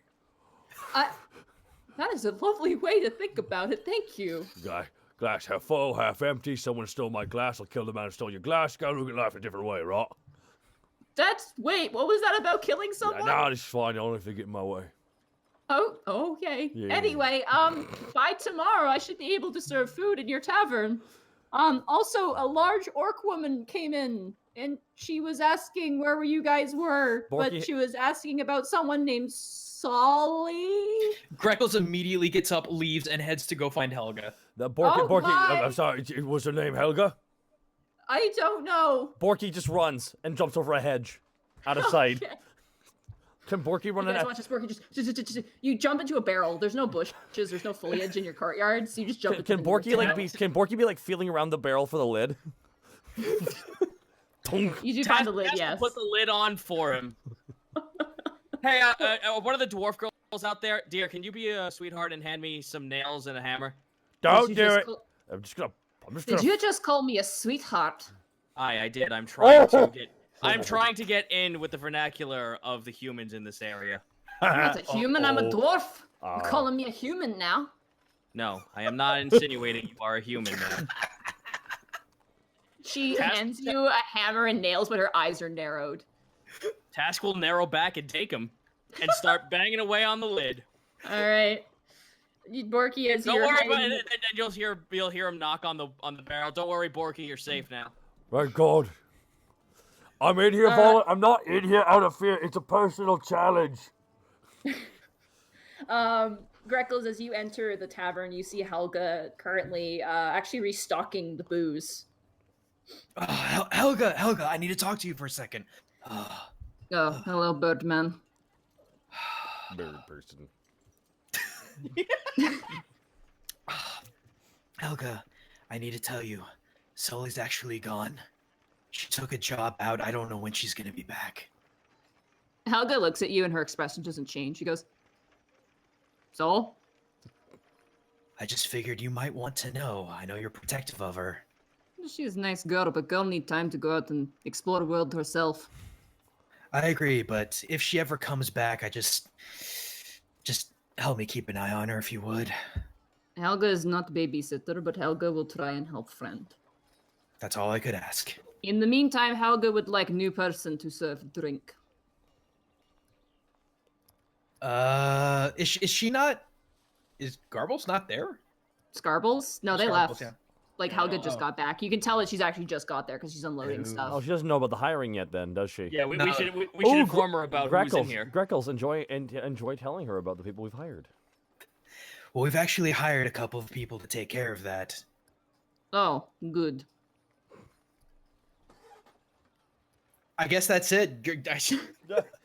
Greckles, all right. She doesn't care. She doesn't care. She doesn't care. If she doesn't care, why worry? She didn't ask who, so I'm not going to worry that much about it. Well, I would figure our employees would need to know each other and get along in some capacity. This is Helga. Helga just does her job. She doesn't discriminate or care. That doesn't mean she's soulless. Disagreed harshly. By the way, tiny birdman. Yes, Helga? Where is dog who ran with tail between legs? I believe he's trapped in a barrel right now. Sounds about right. And she like rolls one of the ale barrels over towards the countertop. Helga enjoyed time off. Did drinking, did gambling, did fighting pit. Lost final round, but whatever. Coin was good. Who did you fight in the last round? A big tiefling man called Tiengo. Tiengo. You know of this man. Every time I hear Tiengo, I imagine just the strum of a guitar. Yes. Tiengo. We actually met him down in the pit. It seems that he prefers fights to the death. Nah, well, it was almost fight to death. Yeah. But he punched like bird. No offense. But like bird that is frail. None taken. He was alright. He ended up handing out all his prize money over to some child of his. Nah. Child? He had some kid with him. A tiefling child, or? Looked like human child of some kind. I don't know. Oh boy, intrigue! Do you guys, are you guys, aside from Borky and the Barrel, going to be coming up at this point? I guess we'll go back inside. The thing is I'm just going to, come back inside, check on one more thing, and then head out to get my bow and arrow. Mine, does he hear any of this at that point in time? I'll say that, yeah, at this point, his task is walking, you overhear that part of the conversation. The giant tiefling has a child? Apparently. He fights to the death. I don't take it with the man of his stature that he wouldn't be able to take merc jobs and not be able to take care of a child with that sort of money, especially with his build and size. The child was weird. Talked like adult, too. Oh, well, that's concerning. Also, Helga, I guess Task will go over the list of people that they hired, so at least she knows what they look like and what to expect. You hired Goblin. Is that Yes. a problem? No, that is interesting. I have not served with goblins since old tavern before it burned down. Well, apparently she's been going through a lot of discrimination due to her size, and also some of her work history is a little shady. So I happen to feel that her being here might be able to at least give her something more of a positive workplace. Despite being big land full of different people, some people still do not like green-skin kind. I will not beat her up or try to step on her. As long as she does job, Helga is fine with whoever. Same thing with the human girl, too. She's unfortunately on the outskirts of town, and she's not really working on the wealthy side of life. Do you want to tell her about the bag? Task, do you want to tell her about the bag? Aye. See this bag? This is her personal income. She's allowed to take from it as she wants, but only her. Helga takes the bag. Understood. I will put in lockbox. Thank you. Well, the only thing I have for today is getting back my bow, and beyond that, I wouldn't mind actually going outside of the city and doing some hunting. I haven't done that in a while. Helga turns and points to the quest board. She goes, I would look at that. That is best friend. Is where I got my job for you. Is there anything on it? Yeah, you see a bunch of postings. Oh, and as dope. you do, Let's check it out. Yeah. Helga actually turns and goes, this is festival season. So most jobs taken after festival is done. But you might stuck lucky with some things. Dude. Oh, by the way, Helga would like to make purchase, but would like approval first. Purchase for what? I would like to buy some cats. Cats? Not a terrible idea. There has been many mice in tavern, as this building is quite old. Do you feel that it will being responsible for these animals won't hinder your job? I'm not going to pet them all day. They remove vermin. Knock yourself out. Thank you. I also got you this. And she goes into her back pocket and she hands you a pair of dog clippers, like nail clippers. Task looks at it with an arched brow and looks back up at her. She points to Tarisk and she goes, please, for my sake, do something. What is wrong with Tarisk's nails? They are too long. Look at what they've done to floor. Like she looks, she's like, no. She's like pointing to scratch marks on the floor. Just gesturing at all the madness. Just do something. I'll need a nail filer instead. Go to blacksmith. You can find plenty there that would probably work on him. Anyway, Helga must restock and clean glasses. I have thoughts that maybe many of these dwarf women will want drink once they're done. That'll be a good source of income. Let's check out this board. Okay. As you check out the board, if you go under found documents. Oh, wait. One more thing. Task will go back outside, knock on the barrel. Hey, Borky, the board's up. Do you want to go read it? I guess. Task will knock over the barrel and roll it inside. Okay. It's pretty heavy, but with momentum, you managed to roll it. Oh, Yep. Kenku looks at the barrel, still eating his breakfast. What's that? Trash. Yeah. Oh, Why are you bringing it in? We have Task will punch the barrel. I'm just That's why. I'm just a barrel full of apples. Is that Borky? Shh, it's okay. Don't worry about it. Anyway, let's Okay. read this board. Sure. Alrighty. So under found documents, you guys walk up to the board. It's very nice. It's a very large board. There's two logs that actually almost go all the way up into the ceiling.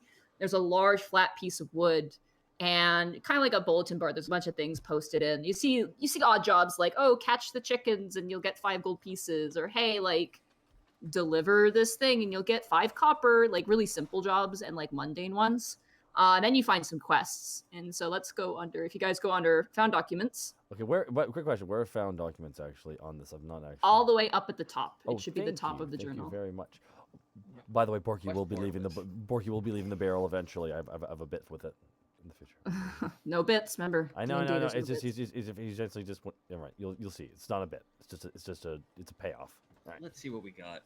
All right. Read, I would definitely, once again, read for the audience, read them whoever off, wants Task. to. Read them off, leader. What? Give Me? Greckles or Panic have a Yeah, chance. let them have a go. All right, fine. All right. Wanted 46 brave warriors to escort an anthropologist. No female applicants, please. That's Interesting. sexist. I agree. North of Alivast, 3 days to Libris Village, and then 2 days further north. This is going to be a long walk. Towards the base of the Silver Mountains. Oh, what? Far away. Hmm. The silver payment. Oh, Borky, shut up. Payment is 3,000 gold pieces for each warrior and 2,000 Alivastian credits, 500 per warrior. Additional information, please consult Encledius Enceladus Anclad. Enceladus Anclad at the Lionhead Library for more details. Huh. For a 54-year-old elf, that's a young elf. Huh. Okay. That's interesting. Task, or excuse me, Panic, go ahead. Let's see. Wanted 46 brave and intelligent warriors to investigate grave robbing at Mass Graveyard. Oh. Location northeast of Alivast, Hoketh Temple of the Harvest Man, past the village of Rosendie. Payments 2,800 gold pieces for each warrior and 1,200 AC, 400 AC per warrior. Additional information, each night for the past few weeks, tombstones and bodies laid to rest in Harvest Man Graveyard have been disturbed and looted. Looted items include family heirlooms, jewelry, and the hearts and skulls of the newly buried bodies. That's For not more on information, please consult Head Priest Oxum.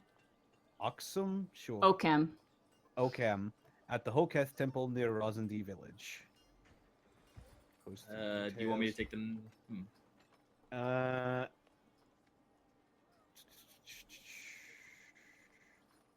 You want me to take? It's Isla. Oh, Isla.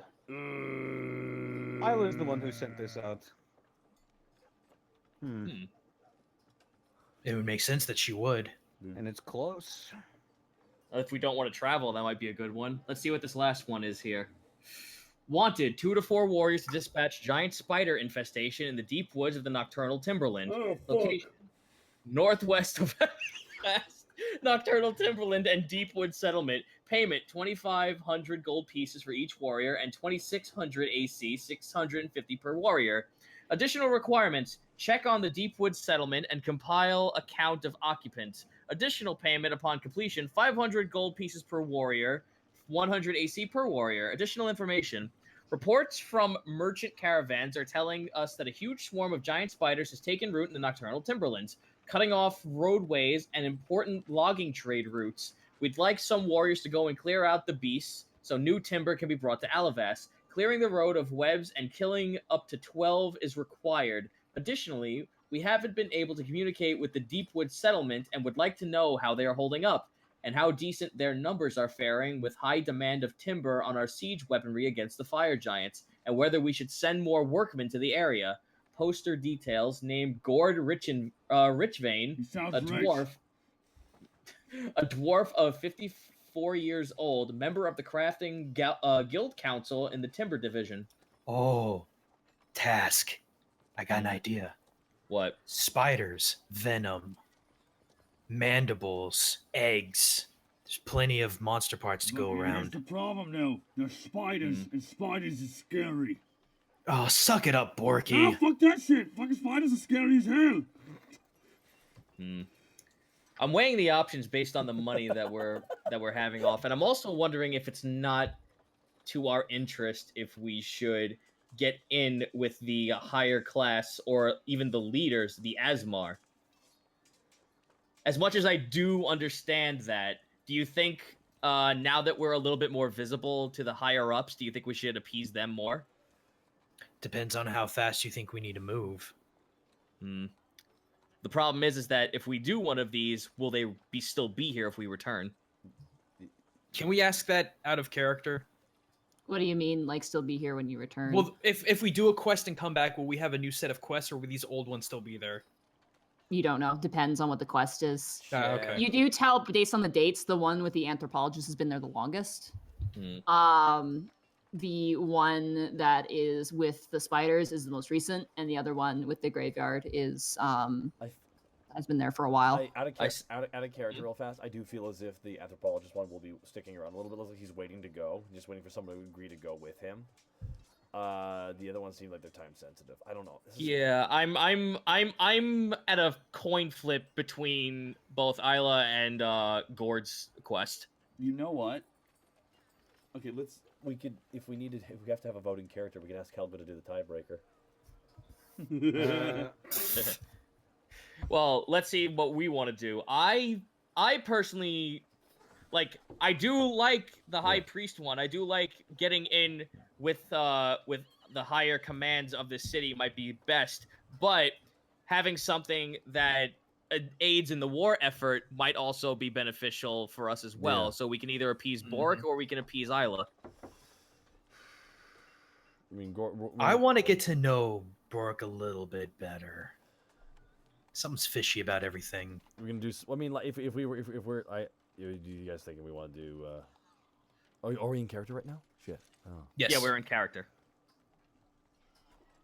Tell you what, I'll do whatever, but if we go to the graveyard, I want to talk to Isla.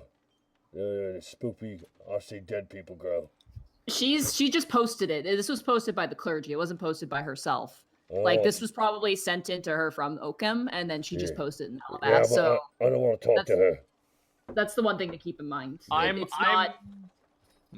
It's not her quest. She's just posting it for someone else. I'm trying to be in character right now.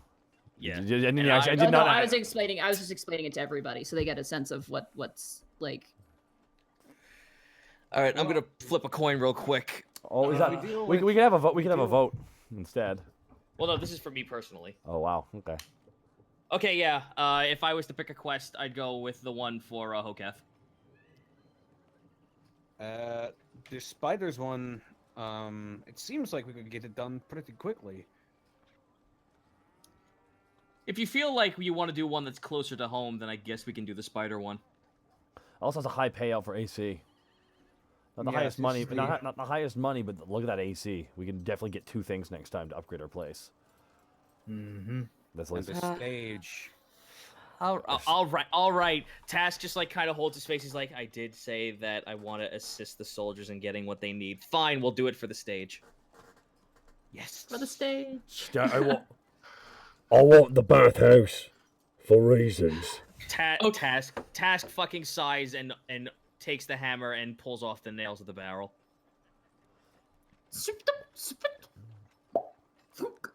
The barrel opens. That was the noisiest barrel. You're safe now, Borky. Is she? I can hear her. I can feel her. I can feel her. I can feel menacing. I can feel his. I can feel her spiritual pressure. Yeah. Task, let's go get your bow and be on with this. I can feel. Yes, we'll take the giant spider one. Giant spider quest. Alrighty. I feel her Riatsu.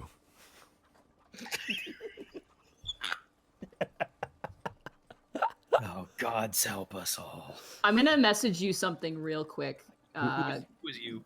Gaijin, real quick. I'm the special boy. Special boy. By the way, I still think we should rebrand this thing called. We should rebrand the whole thing. Just the Fresh Boys. BOIS. Oh. Okay. Okay, Greckles doesn't say anything. Let's just Task. Let's just go get your bow. Very well. All right, Taurus, let's go. Alrighty, you guys sit out and you meet up with Blacksmith Metalmane. I'm just gonna make this kind of quick, just for the sake of brevity. Oh yeah, make it quick. Yeah, you guys make your way and you meet up with who you find out is actually his cousin. I forgot his name. Barden. Barden, that was it. Barden has your bow. It looks like it's almost brand spanking new, but it's the same bow. He gave it a new varnish.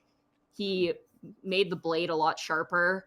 He strung it as well with a really, really, like, it's basically made out of apparently griffin sinew, which is really, really super strong in the wing.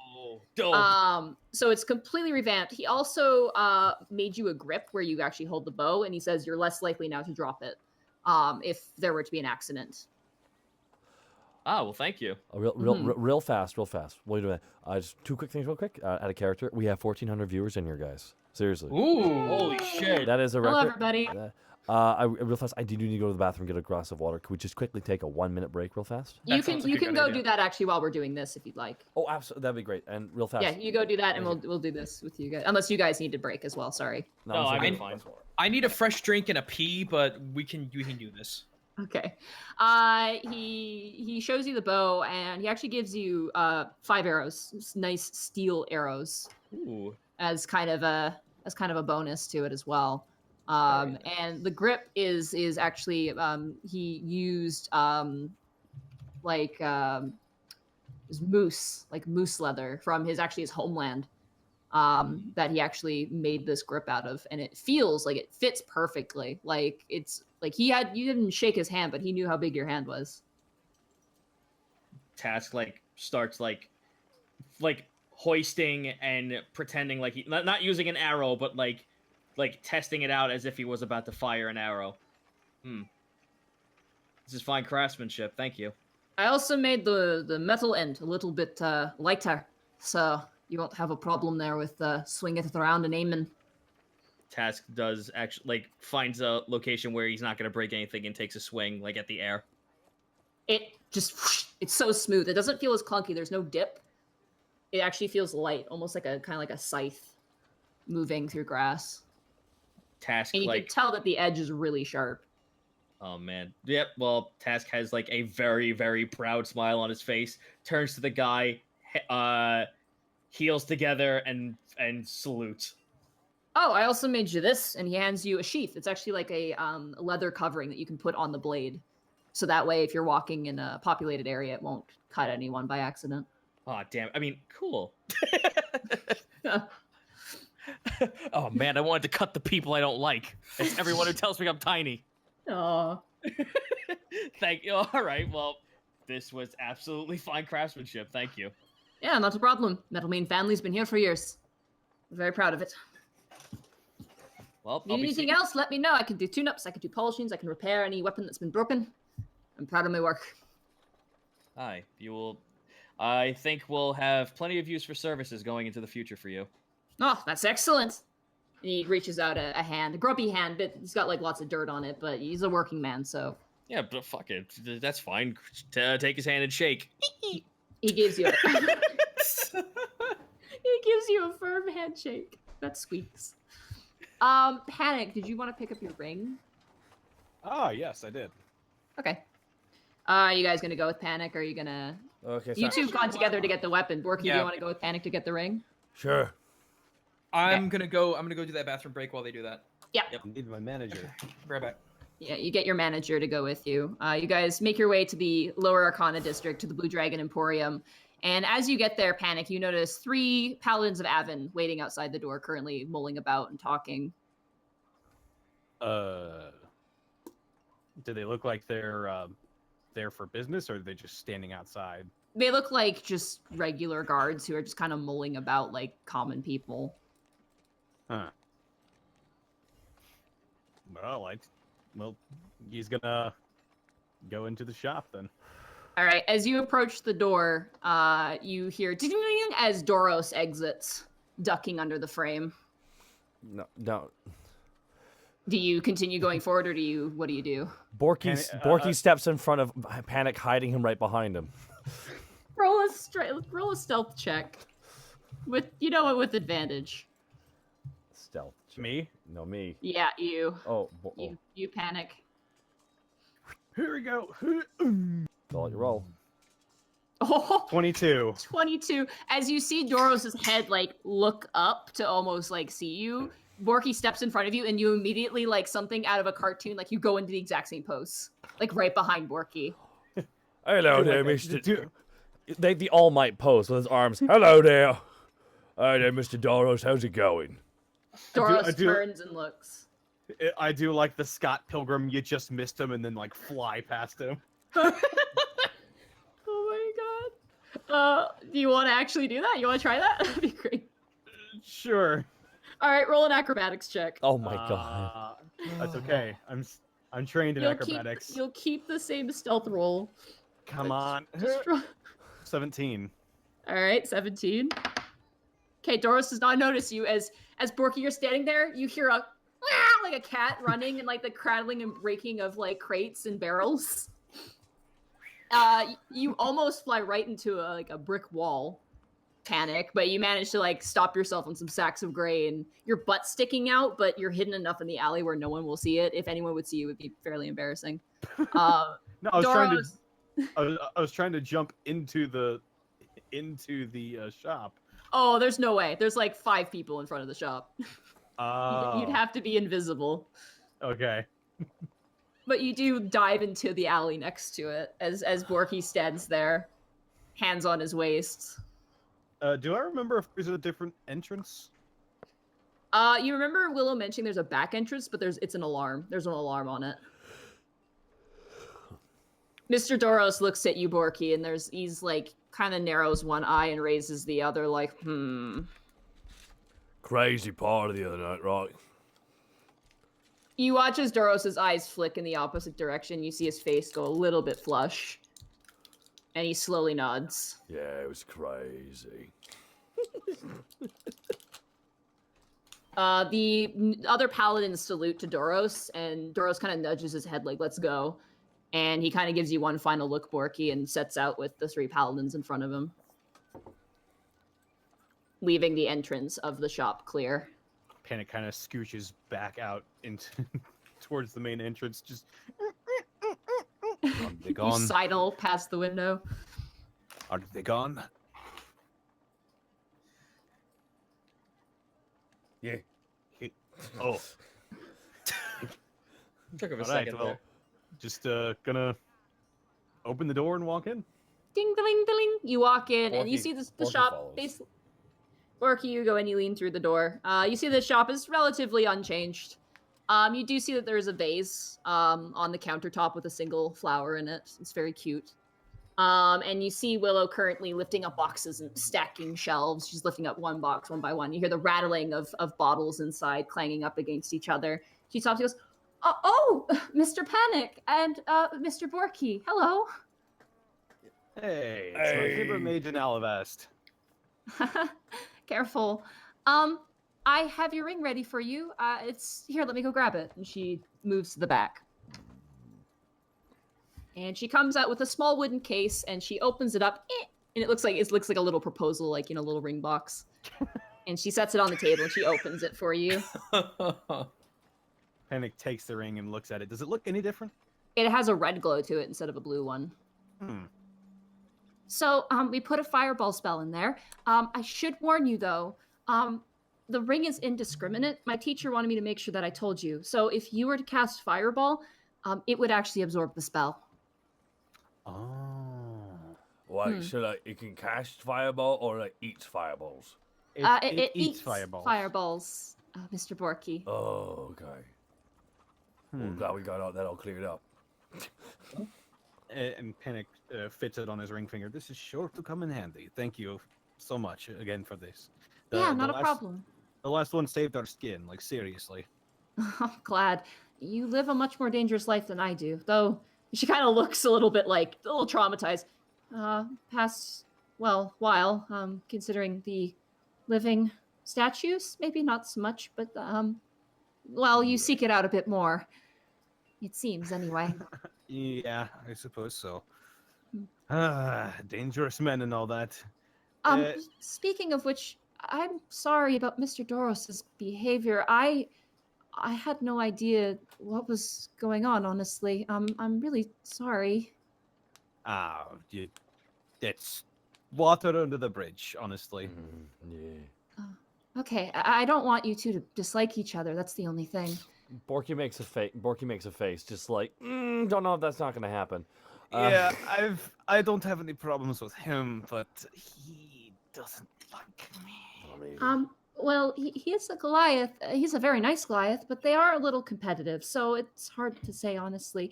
He very much likes your friend Task, though. He really likes kobolds, it seems. Apparently, he was raised by them for a few years. Fucking what now? Right. Well, who'd have guessed?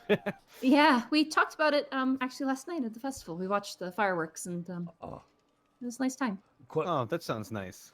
No, the guy here, I actually would like to purchase. No, I want to find out if you got anything. In particular, Nothing. Do you got any like? We're gonna do a mission here. We're gonna fight some terrifying giant spiders.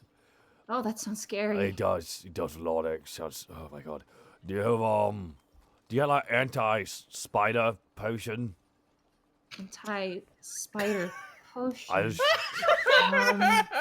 like because like when they bite you, like then sometimes you're like, oh no, I feel sick. Like anti venom, right? Oh, anti-venom. Maybe. Let me look. And she goes and she opens a drawer which is labeled S.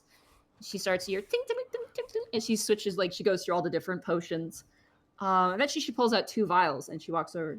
This appears to be a natural remedy to animal venom. And this other one is simply labeled spider. I don't know. Well, I will take both of those. How much are you today? The anti-venom is 20 gold pieces, and this potion appears to be 30 gold pieces. Well, Borky puts 50 gold pieces on the table. Would you like them gift wrapped? Yes, I would. Excellent. she gift wraps them for you in this lovely wrapping paper. Very crisp red. I can't wait for you. I can't wait for you to be in the middle of the fight and have to offhand by using your boat move action to take the wrapping off. She hands them to you. Oh, Mr. Panic, by the way, I don't want to assume anything, but I saw that you and Rivi were getting along quite well. I saw you 2 walking together. Oh, the assumptions! The assumptions are real. Yeah, we saw you and Doros getting along pretty well, and we decided to leave you alone. We had a couple drinks. I had a little bit too much, and she was helping me home. Oh, that's good. Rivi's very nice. She's a good friend. She's a bit intense, actually. What's the word I'm looking for? She's pretty wild, but she's fun. She's fiery. Full of a lot of spirit. Keep going. Fair enough. You okay? Well, I wish you the best of luck on your mission. I would recommend, if you can, most spiders I hear, I've read in my books, they're not a big fan of fire. So that might be maybe your best asset, exactly. though I just want to think we burn the forest down with a minute.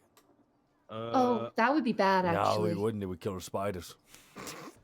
Yes, but it also killed the forest. And potentially the people who live there as well. I mean, they live there with spiders. Wait, people live there? Yeah, the Deepwood Settlement. It's Was just that like a logging village, but it's very nice. Was that on the quest board? Yep, it was. It was your bonus thing that you had to do. Like, it was kind of like 2 missions in one. Like, one you have to deal with the spiders, the other like you have to go to Deepwood Settlement and check on the people there. It was an extra 500 gold and 100 Alivastian credits. Must have missed it. Oh. Thank you for the ring. Thank you for the potions, and guess we'll get on out of here. I got nothing else to do. Okay, don't be a stranger, okay? You got it. Take care. You and too. be safe, please. No promises. Ding ding ding. You open the door. Okay. Oh, do I add? So I add anti-venom and then yeah. And then spider. It's just spider potion. They're both supposed to be taken orally, it says, but the spider potion is just spider. It doesn't even specify. Okay. Well, you know what? I am excited to see what that does. I can't wait for Borky to grow 8 legs and crawl up walls. And shoot web out of his ass. I swear I had a nightmare like this once. Oh my god. Can I ask, what is the rule with the crunchy Greckle snacks? Are we still on board for that, or are we getting more professional? Let's not. Let's just. Okay. I'm sorry. Unless anybody else argues. Oh, so we ready to go? Yeah, you guys. I actually want to have a quick thing with you tasking character quote on the way back. Okay, fair enough. What's up? Apparently, the location we're going to is where Sully said she was headed off for her job. Great. That's great. We finally get rid of her, and then she still comes back to fucking haunt us. We might be fighting more than just spiders. If she's looking for the Underdark, we could be running into worse things. Crap. Great. I honestly want nothing to do with her, so I feel we get this job done, and if we see her, that's great. You take care of it. I want no responsibility of it. Wow. That's fine. I just figure I should warn you that we might be fighting something worse than spiders. Can I make a knowledge check to make an educated guess as to what we might see if that were the case? You would roll. You know what? Roll knowledge. Well, it'd be history. Yeah, knowledge history with advantage because you were from the Underdark. Can I roll that as well? You rolled a 7 with. Fucking God Almighty! That's terrible. That's terrible. It might. Yeah, I know what you're referring to. I totally know what you're referring to. You've dealt with things in the Underdark that probably aren't the same as what's here. Kind of hard to say. All things considered, what I'm thinking we might end up seeing might be completely different based off of what caverns are in the Underdark where we're going to. Fair enough. Is there anything I would know that we should prep for if that were the case? No, not really. Not really? Okay. Well, yep, unfortunately, my rolls weren't high enough and I can't really think of anything to go forward with this, so thank you for the warning, but like I said, if I see her, I want nothing to do with her. So that's all on you. Sounds good. Actually, Monty, would there be anything... I probably wouldn't know Jack, would I? About? Anything Underdark related as to what we might be expecting? No, not you. The only one who really would be Task. Yep. Okay. Yeah. Well, there is one thing that might be beneficial to this whole entire trip. Like you said, these things might have venom in them, and we know someone who's in the market for that. I might actually be in the market for it. We'll split the profits then. Fair enough. There's also plenty of fangs, and don't forget the eggs. Live. Oh, we'll probably find them live. No, but I'm just saying, let's best we find them live, and if we do, don't have Borky put them in the bag of holding. I'll make a note of it. You guys at this point reach the front of the Sweet Dragon. And Panic and Borky, so do you. Are you gentlemen ready? I believe so. Anything we should know about before going forward? I have a name for when I'm in a barrel. I'm Barrel Borky. Task kind of holds his hand out like he's about to say something to Borky and then just swivels to Panic. Do you have anything else to say? No. All right, then let's be off. Let's head out to our destination. All right, you guys take the quest, and as you take the quest, you feel your contracts that you haven't felt in a while glow with an arcane power. Pull them out. You see now the quest that you have accepted listed on your contract. Rad. With the additional requirements set. Cool. So, not only do we have to be exterminators, we also have to be census takers. Well, someone's got to do it. Why am I... oh, God, I'm reminded of a Family Guy joke when you say that. You guys gather your supplies. You guys have rations, eh? Mm-hmm. Yes. Okay, Yep. good. You guys gather your supplies, and you set out about lunchtime. And you begin to make way out past the main walls of Alivast, back into that familiar area where you guys began, near the tavern. You see a slew of new adventurers looking at the very same quest board you guys had in your tavern, now barren, pretty barren and empty. Just to get a sense of a marching order, who's in what position, who's in the front, who's in the back, who's... I would like to take at least 30 feet up and stealth, just kind of scouting ahead. I'll take front since it's forest. Borky will be in the back. And I guess Panic will end up in the middle. Guys, you can call your rolls. 10! For what? All right. As you guys set out, you realize that this isn't the forest part of Alivast. It's just like grassland. Oh, So never mind. Never mind then. yeah, it's a sunny, beautiful day. There's very long grass that you could hide in, but it's not as effective as your tree hiding and your shrubbery hiding. But you still try to make do. But you see, you guys, as you're walking, you do see a little bit of blue as you're striding on forward in the bushes. You see blue? I see blue. You guys set. Let me grab the quest real quick and just double check. You changing the music too? Yeah, I'm getting to it. God! One time we had the creepy music in an entirely wrong scene. That's why I'm asking, Nadine. Fine. Bar fighting music in the middle of a woods. So you guys set out, and this is northwest. Okay. So you guys head out, and you're basically met with fields. And as you walk through, you see the fields are just farmland. As far as the eye can see, there's so much farmland. There's beasts of burden. There are cows. There are sheep. There are goats. There are plants of all different kinds. Orchards with all different kinds of fruits. You see the apples now are beginning to grow as fall is making its way through. And you guys walk for what feels like at least an hour and a half. And you make your way past the farmland into a large, sprawling, rolling hill. And you see the odd tree in the distance. You see abandoned fence posts as years past. And who's in the front? It was Greckles? Yeah. Greckles, as you're striding through this grass, eventually, at this point, all of you are up basically in, like, neck-high grass with, like, a bit of a trail going through. It's really hard to kind of see over. Oh man, for Task, and unfortunately that means Task is like completely encased in this. You have a path to follow, but you can't see above. I'm just imagining. I'm just imagining a field. You just see something in the field moving. It's the tip of his fucking spear coming out. It's just like, what the fuck? Like a shark. Greckles, as you're walking and these hills are rolling, as you step out of the grass, you suddenly hit gravel. Like harsh rock. Interesting. I'll just have a quick look around. As you tuck your head out of the field, what was once a beautiful meadow is just desolate and sand. And it spans over the hill about probably, God, how many acres? Probably like 50 acres.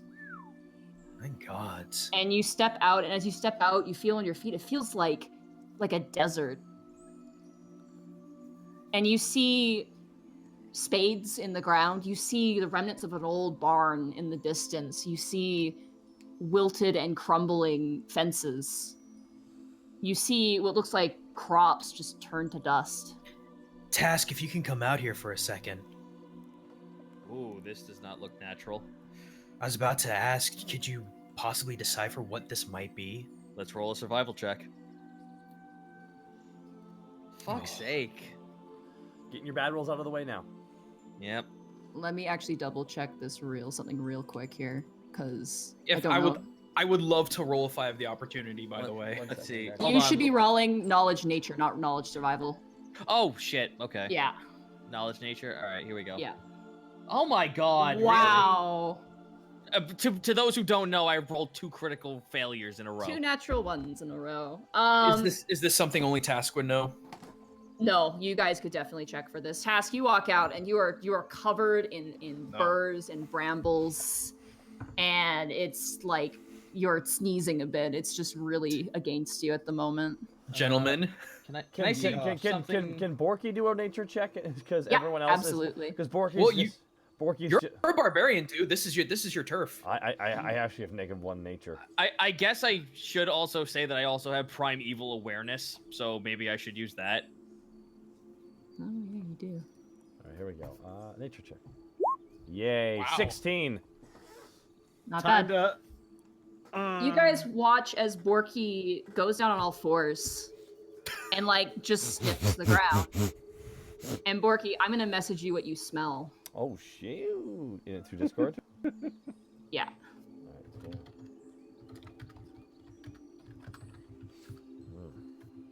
All right.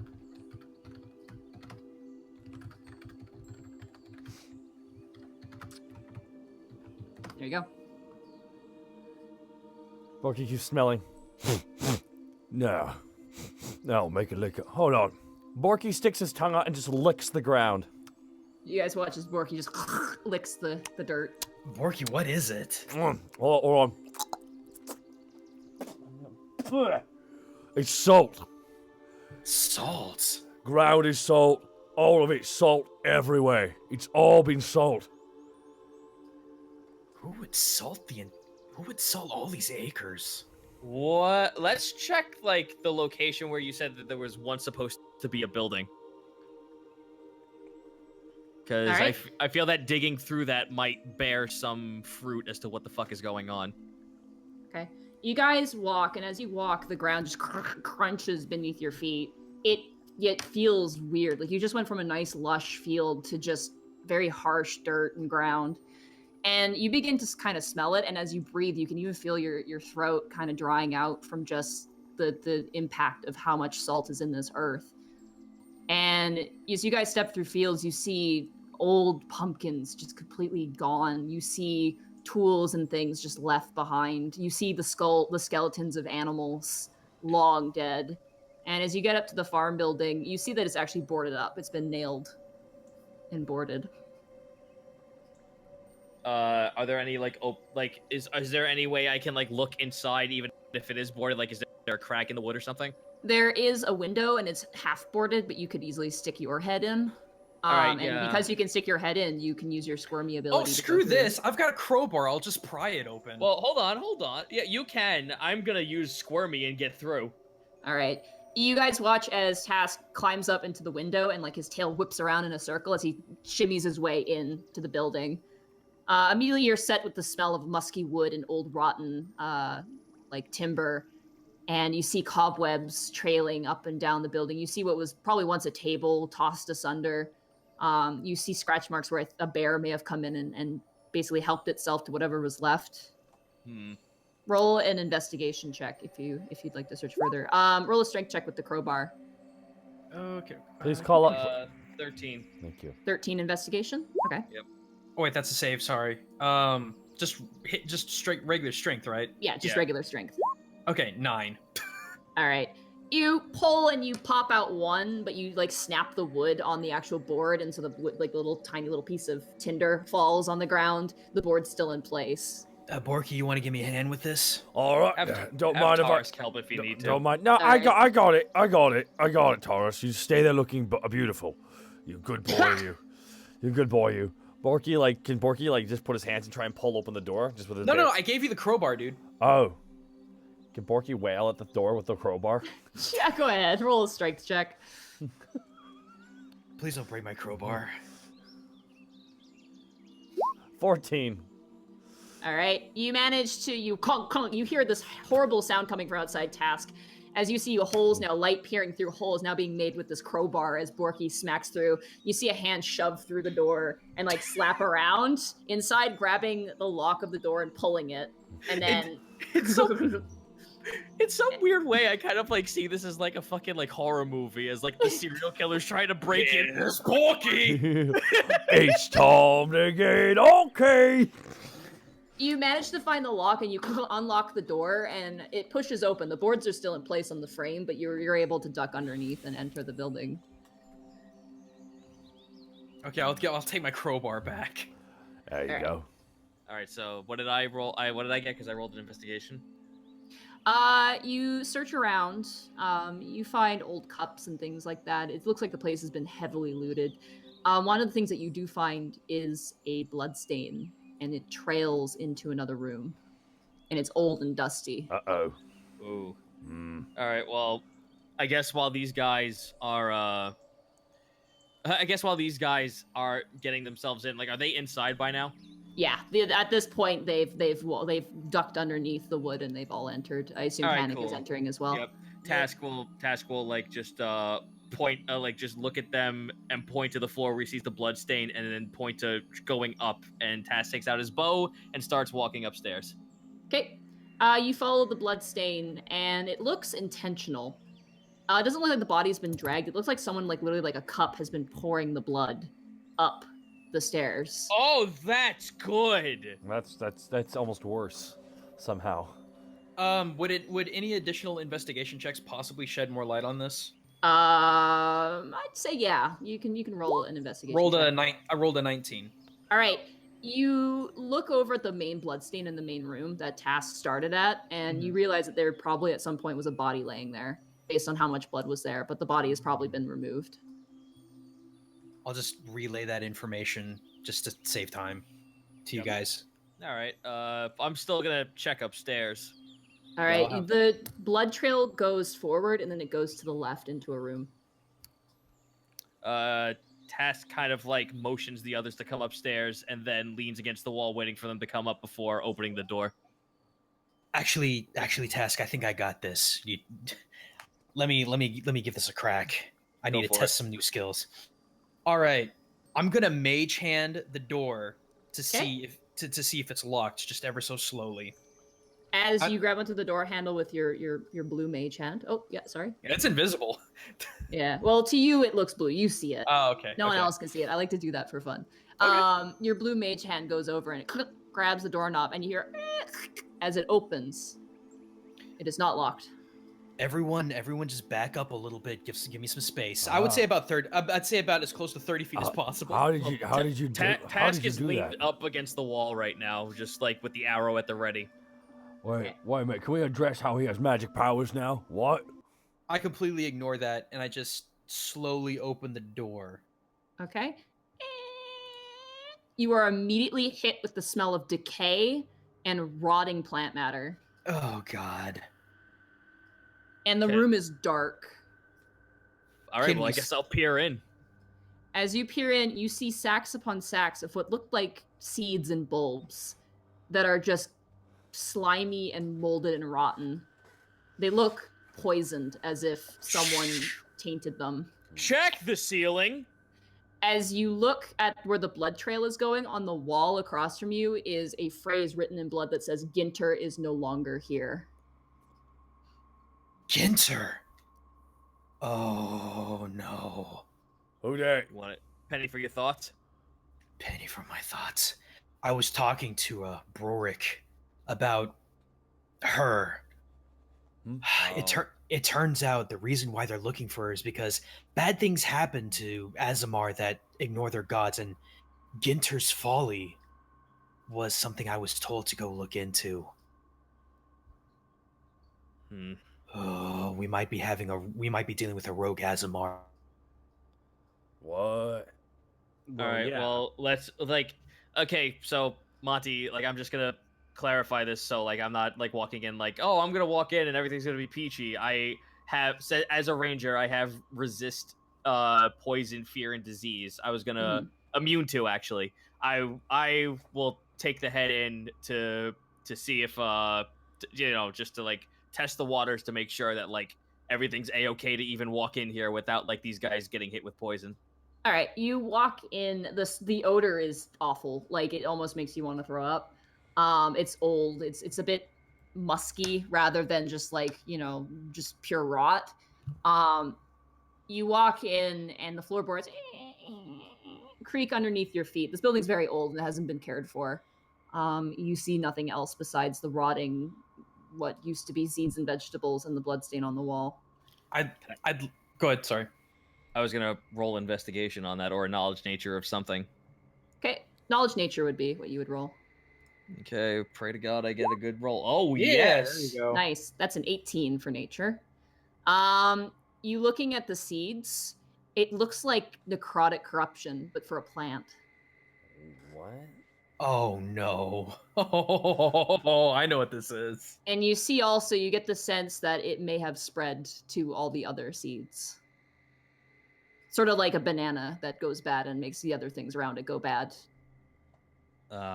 Boy, we got some kind of spreading corruption. Zombie banana. I wanna mage hand around a little bit to just try and push some of the seeds and foliage around to see if I can find anything, but not actually touch it. You hear as your hand digs through the seed, sifting through. They're all black, and some of them are still slimy. As you kind of go deeper, you pull up some of the seeds, and there's this long string of goo and old water that was stuck in there rotting, and it stretches out, and then you just put it back down. The entire bag is soiled all the way through, but you do notice that these things are probably contained. Hmm.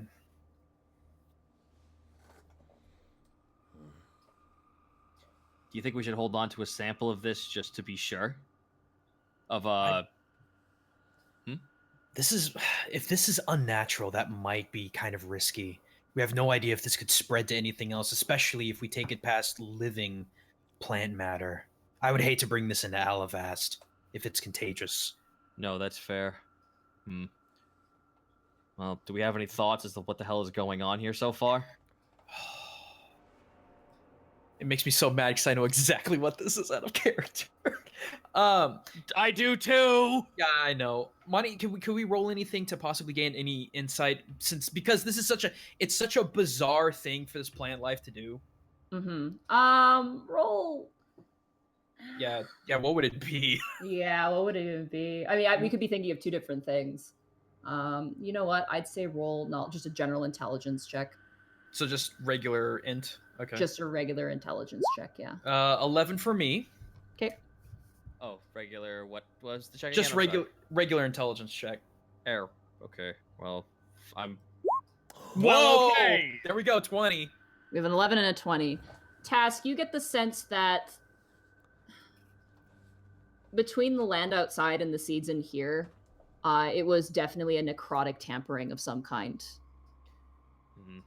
And the nature of however this was done eludes you, but whatever it was significant and it was very powerful. And if you were to take these things out, it potentially could spread elsewhere.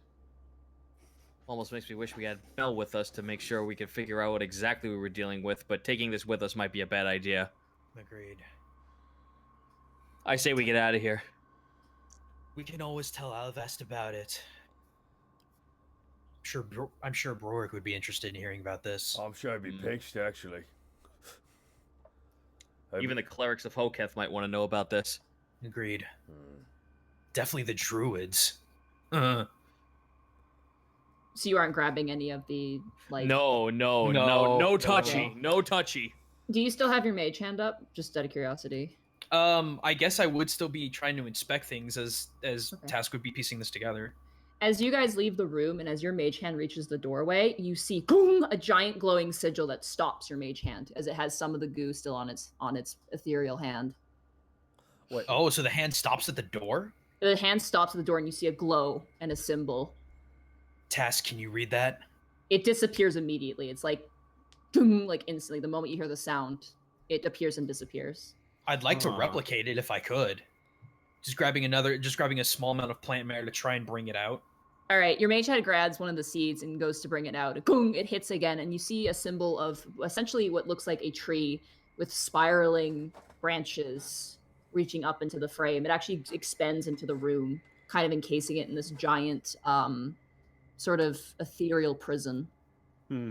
Shit. The druids may have been here already. Yeah, they may have wanted to contain this. And I don't get it. Why aren't they here watching over this? It would seem a lot more important than just leaving it unattended to. Does the bloodstain... Oh, wait, let me check the bloodstain out real quick, actually. Okay. What are you looking for in particular?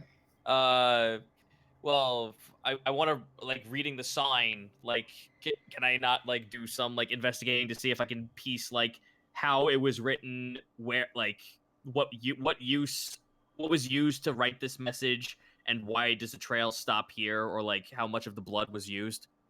Yeah, roll an investigation check. Oh, fuck me. Okay, never mind, an 8. 8. You read the message. I mean, it's fairly clear. It was potentially done out of passion. You don't know the details, though. Sorry. It seems clear that the body was not dragged up here, but, like, blood was taken from the body and brought up and then used, because the writing is pretty scarce. It's not large. It's just very prominent. I'd actually like to go outside and look for a body. Okay, you go outside, you see the bodies of horses and cows, what probably used to, like, live there, but you see no human body. You do get the sense that if someone was here, they probably would have collected the body. Do the horses look like they died because of this disease, or were they died? I'm sorry. Did they die for another cause? Like, did something kill them? You see bones and no other indicator. Just not whole skeleton, just like bones and like fragmentation of skeletons. Full skeletons in the ground, but okay. they have no skin on them whatsoever. Gotcha. No skin? Confirm no skin? From no skin. I guess we push on because we are not getting any further here. Yeah, there's nothing really else. This place has been, you can tell people have broken in here and like tried to grab stuff. You can see where the windows have been smashed out. Can we see like where the vegetation lives looking off into the horizon? You look in all different directions and you can see the cusp of the meadow that you came from, and you see trees in the distance towards the direction of your quarry. You do see life. It seems to cut off at a certain point. It's like a zone, essentially, of death. But the problem is do we want to keep walking into ground zero of where there is no life? I mean, we don't have a choice, do we? We can walk around it, see how far it goes, see if it's like a square or a circle. Yeah, but 50 acres? It's going to be dark by the time we get there. Let's just keep going. All right. If you guys feel saucy enough to want to keep walking into the eye of the storm, I'll do it. Yeah, I'm saucy as hell. Let's do it. Fuck, I ain't got anything else to do. All right. Probably. But since there's no cover, I'd suggest that Borky take lead. Yes. Oh, all right, fine, I guess. Borky takes the lead. All right. You guys walk, and as you walk, the ground just crunches beneath your feet. It eventually becomes sand, just salt and sand, and it's actually kind of difficult to walk through. Floor is salt, walls are salt, ceiling salt everywhere. Oh, Zito, I don't like this. I know! I don't like this. Guys. And you walk, and you hear, ah, ah, as a crow is resting on top of a sign up ahead. Borky stops. Full. So you were saying something? I cut you off. The crow is landing on a sign, and the sign says, Sunny Dew Farms. And as you look past, you see dead orchard trees, crumpled up, curled inwards. You see more skeletons of animals. Does the devastation look a lot more visible here than it did from the house? It's certainly worse. All right, so we're heading into the, like we said, we're heading into the eye of the storm here. Wait, there's a bird here. Why, how can... Shit, now it makes me wish I took commune with animals in some way. The bird takes off into the air. Friend of yours? Greckles? Probably not. Greckles is really suspicious of this. Did the bird just like come out from nowhere, land, and then leave? The bird flew in off of the house nearby. There's like a barn nearby, but as you guys poke and like look in there, it's just skeletons. Even the hay is like slimy and dead. Well, crows are scavengers. That's what worries me. That means that there is actual life here in some capacity. How was the crow just regular crow looking? Yep, it's just a regular crow. Okay. Oh, okay. You guys keep going? Keep going. Keep going. Yep, keep going. You guys keep going. It's starting to get hard to breathe at this point. You guys are parched and you drink through your water skins quite quickly. Ugh. It's to the point where every breath almost stings your throat. I don't think we should. I'm gonna just put this out here. I think we should stop what we're doing and start heading towards the edge. Back. Yeah, let's start going around this. I put my mask up. Okay. Roll a survival check to find your way, the closest way out. All right. Well, let me go for the roll, guys, because I got a high survival rating. We can go for a natural one. Fuck me. 11 for me. Zeta, what was yours? Hold on. Mine, it was a fucking 9. Borky will go for his. 8. Shirt. You guys all suck. I gotta save the day. Okay. Yeah. Let's see your roll, and then I'm gonna just attempt primeval awareness. All right. Nice. Oh, yes. Yes, Panic gotta save the day again. Nice. 17. Panic, you look around as everybody else is kind of like drinking their water skins. and you see something in the distance. You smell something in the distance beyond just salt, and it's coming from basically where you guys are facing towards your quarry. It's coming from the northeast of where you are. Guys, I smell something. What do you smell? It smells like it doesn't belong in this place. I think maybe somebody else is here. It's coming from the northeast. Weapons ready. Let's head that way. But quietly. You guys are rolling stealth, then? Is there anywhere to stealth? No. Well, I guess for sound's sake, 16 stealth for me. Borky. Bad rolls. Borky. 8 for Zito. It's time to get stealthy. In before now. Borky with a 10. It's time to get schmelthy. Good job, guys. Well, you know what? It's fine because this kind of makes sense for the rogue. It really does. It's one of the very few things I'm good at. Greckles, you get low to the ground, and you do see that there are dips in the ground, like where probably the salt has dissolved something, or there were places where things may have been and they've been moved, like rocks or something. And eventually you creep forward, and you in panic set eyes on essentially a corpse currently being besieged by a flock of crows. It appears to be the corpse of a deer that has wandered too far into this area. Guys, get over here. Oh, that's gross. All right. Well, how do the crows react when we walk towards it? They scatter immediately. Oh, okay, good. All right. So, survival check or investigation. Sorry. Roll knowledge nature for this one. Okay. Just him, or is this an all in all? You guys can all roll knowledge nature. Wow, fucking bad roll. 6. Never mind. 10 for me. Gentlemen. 16 for Borky. Nice. And 4. It makes sense. It makes sense. This isn't the City boy. city. Where am I? I'm a city boy. Wait, where are all the pretty girls? They're all dead. This is a nightmare. There's too much sand here. Uh-oh. Borky, you go and you look at this deer. It has a very nice set of antlers. You grab it by the antlers and you go to flip it, and as you grab it, you hear as the skeleton like pops out of the skin. Oh my god, oh Jesus Christ. Borky just gets up and walks away. Ah! Awesome. And as you do that, you see going down the spine the same sort of black kind of necrotic energy running through this dead deer. It looks to be about a day old. Picked, the eyeballs of him taken out by the crows. Some of the ribs are exposed. Oh, the mouth has flies kind of going in and out. Very few flies, like 2. Brutal. Guys, that's not good. The crows have been eating this. They'll spread the contagion. Uh-oh. Birds can fly. Is we don't know for sure how that works.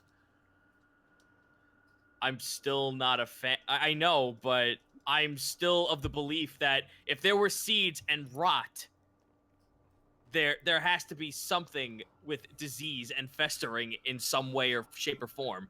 Well, if that is the case, then this is something we can't contain alone. We need to go back and get some help from the Hoketh clergy, probably. Yeah, this is bad, guys. We need to get to the druids. Yeah, what we should do is also get to the person. Get to the. Let's see here. We need to get to our quarry. Yeah, we need to get to the Deepwood, not the Deepwood settlement. We need to get a Nocturnal Timberland first. Yes, but let's make a note of this. Aye.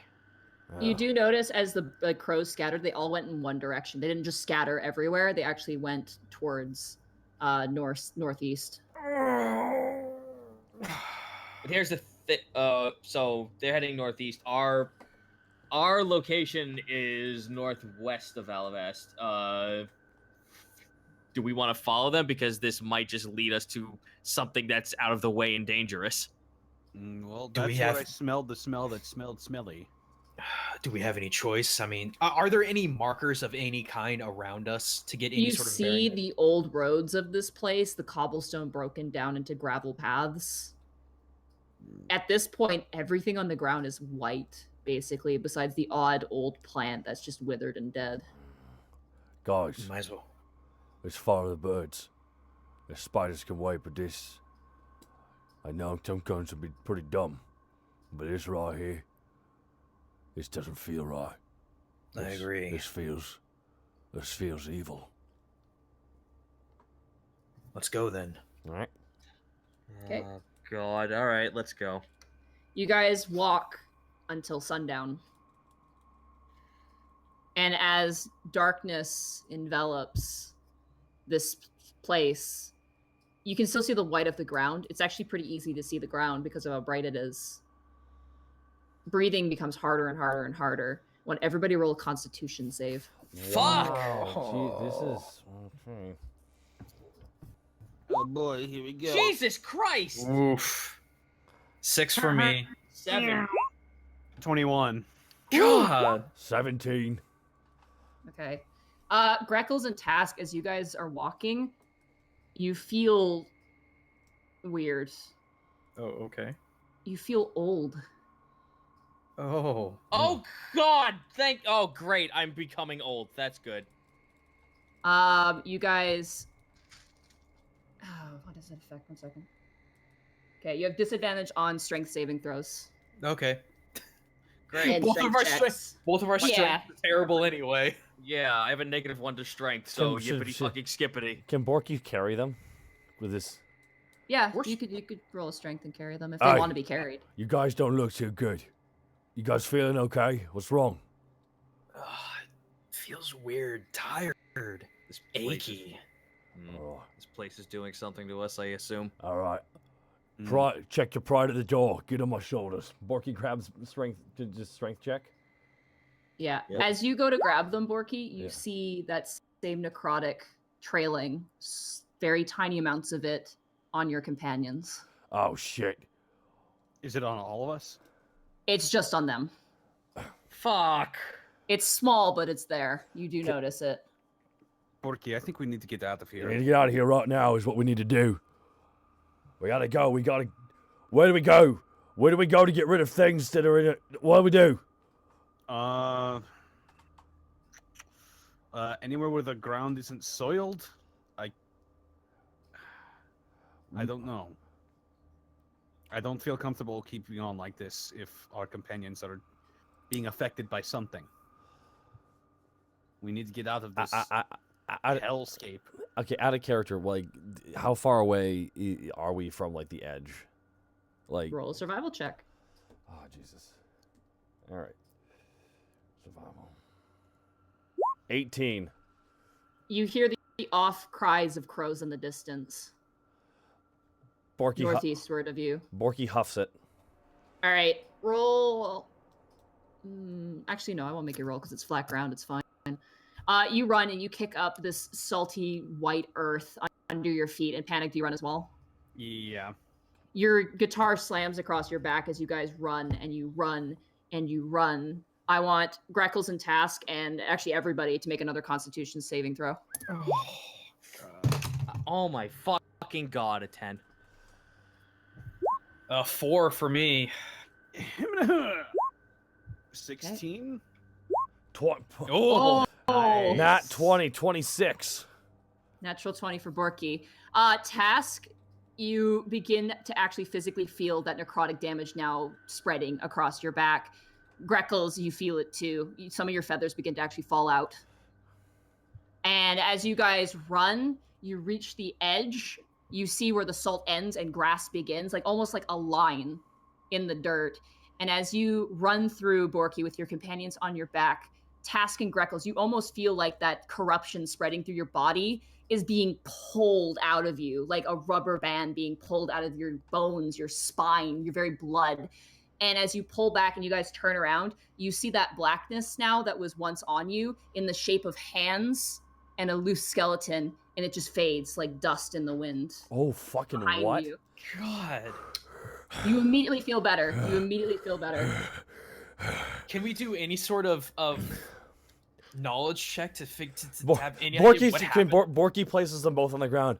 Borky is tired.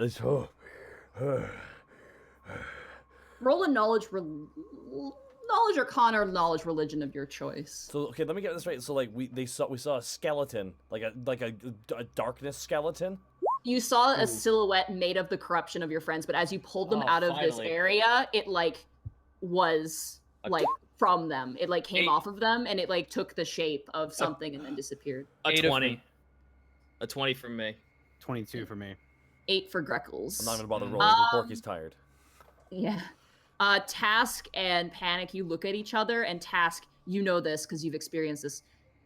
This land is cursed. Great. Something in there's causing an entire curse of that whole area. That's why it's not spreading out. This is beyond the likes of any curse I've ever seen. And I saw a guy with a fish head. Let's just keep making our way. Are you guys okay? Beyond. Borky stares straight at Task and Greckles. We're fine. Task kind of crunches his fist, like clenching it. He's like, well, I have movement back in my body. So long as we don't go back inside there, that effect won't happen to us again. I agree. Let's not go back in there. This is clearly beyond our capabilities. We need to tell the Hoketh clergy or someone about this. Right. But what does it look like right now from in the sky? Close to maybe 10 o'clock midnight at this point. I say we make at least a considerable amount of distance out of this area and find a place to camp. Mm-hmm. Agreed. I guess I'll roll a perception to see if there's anywhere that might be wise in the distance. That would be a survival. Actually roll perception. Okay, much better. 16. Okay. You managed to find a nice clearing. That would work perfectly. There's also a bit of cover as well, and it's a decent distance away from the salt fields. All right, I lead everyone over towards there. Okay. All right, who's taking watch first? Let's do this line in order. I think I've earned first night's sleep. Good night. Borky just flops over and goes right to sleep. I'll take first watch. Okay. I'll take second. I guess I'll take third. Borky just gestures to him afterwards. Alrighty. It's code for fourth. I'll say, for the sake of brevity, you guys all rotate through your watches, and you don't see anything. You're very deep in the wood. You do see the crows, a couple of them. They kind of caw at you, and they seem a lot healthier than when they were on the dead deer. It appears that as they leave, the corruption also leaves them as well. All right, so let's mark off not to fucking go in that place ever again. Do not go to the Badlands. And as the sun rises, the beautiful late summer sun streaks through the trees of your camp. You feel fresh dew on the grass. Ugh. You wake up, you breathe in, and it's a gentle breeze on your throat. It doesn't hurt. I want to look over towards where the corruption is. Does it look like it's growing? You look over, you I'll say for this, you step up on top of a rock and you peer out. No, hasn't changed. Okay, so whatever is at the apex of that is causing this whole thing.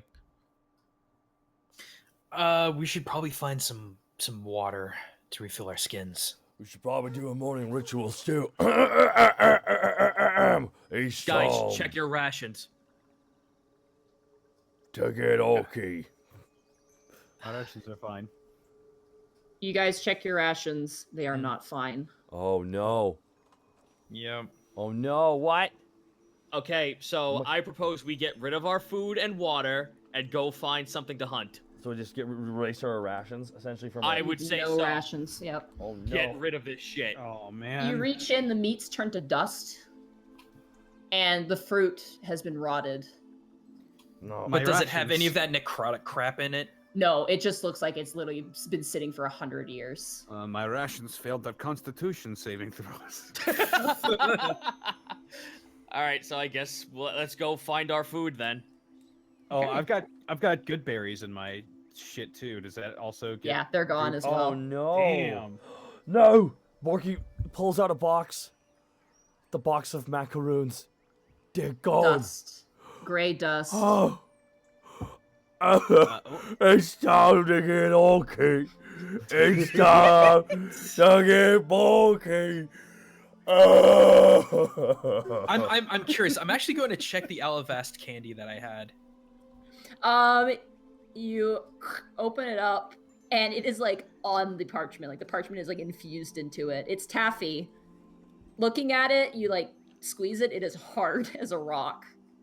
So wait, are the good berries like raisins now, or? Yeah, they're like shriveled black little specks of nothingness. That's a sad ritual, guys. That was a sad ritual. Hey guys, I will be right back. I just gotta have a nature break real quick. No problem. Drain the snack. Is there No, is there obvious water sources here? Roll a survival check. Wait, I check all of my potions as well. Potions are fine. Oh, thank God. I was gonna wonder about that. Ooh, 7 for me. Nope, not happening. Wait, what are you rolling survival for? Just to see if there's potable water nearby. All right. You want me to? You might want to do that too. Okay. 14.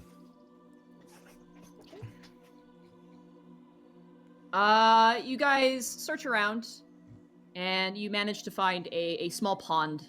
There's a few ducks in there. They kind of. Oh, where's Zito? Zito had to leave when he needed a he had a duck. bathroom. Dang it.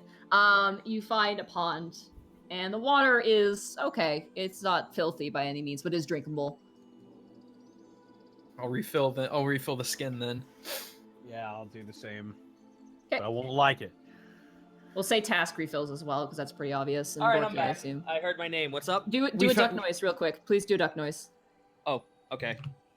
The ducks go. on the pond quack at you as you guys refill your water skins. You find a pond. They found a pond to refill their water. Oh, Take a shot at a duck. Okay. Rolled it.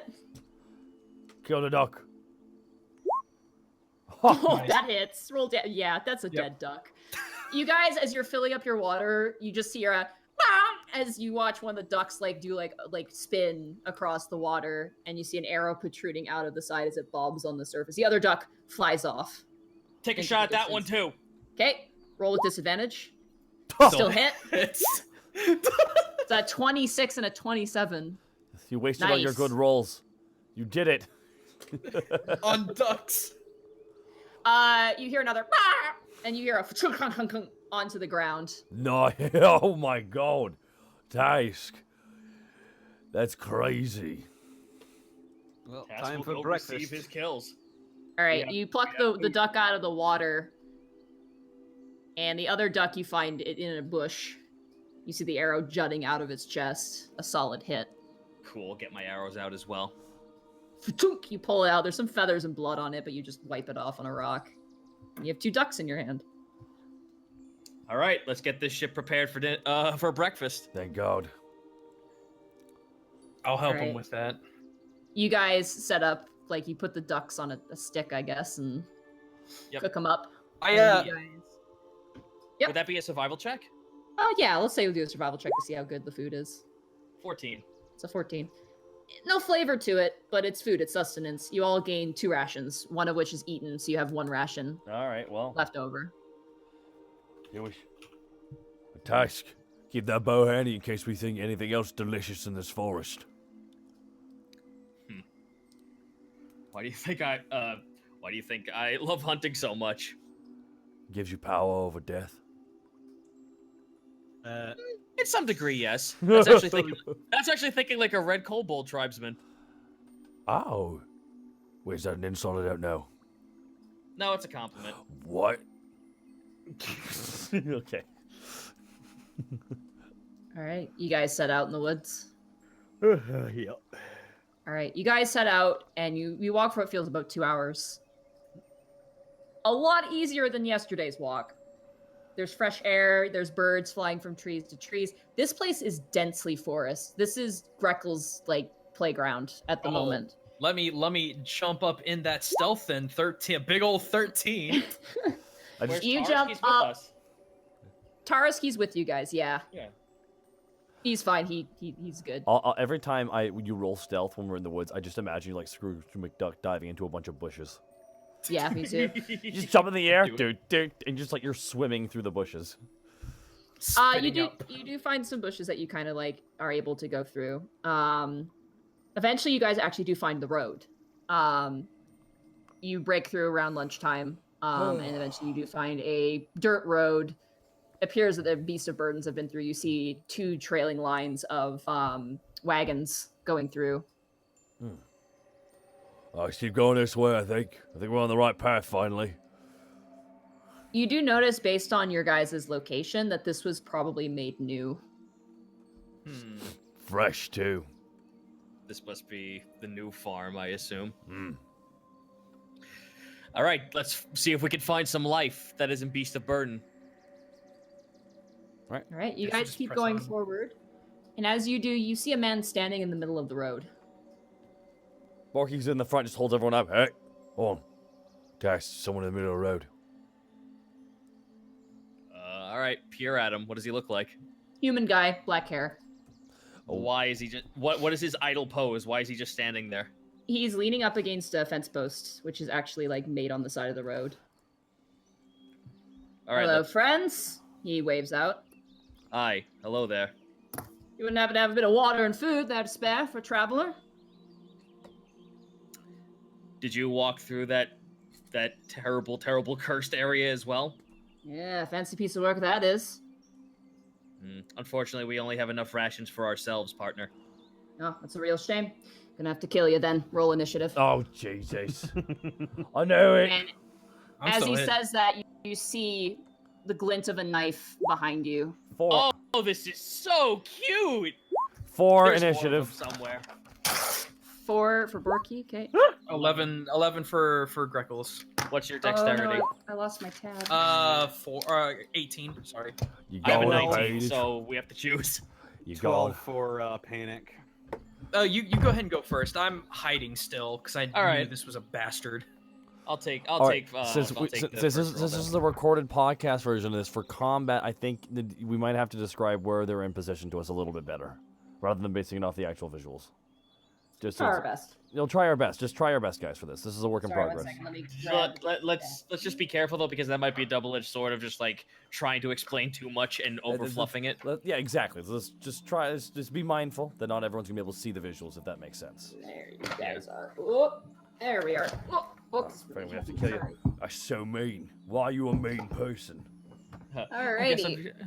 There's more than one of them. I know it. Yeah. Oh, there totally is. And you guys, at this point, even looking, you see them at this point. I honestly, if you said and he's sitting there with a toothpick in his mouth, like flipping a coin, I would be like, oh, he looks like a trustworthy fella. Okay.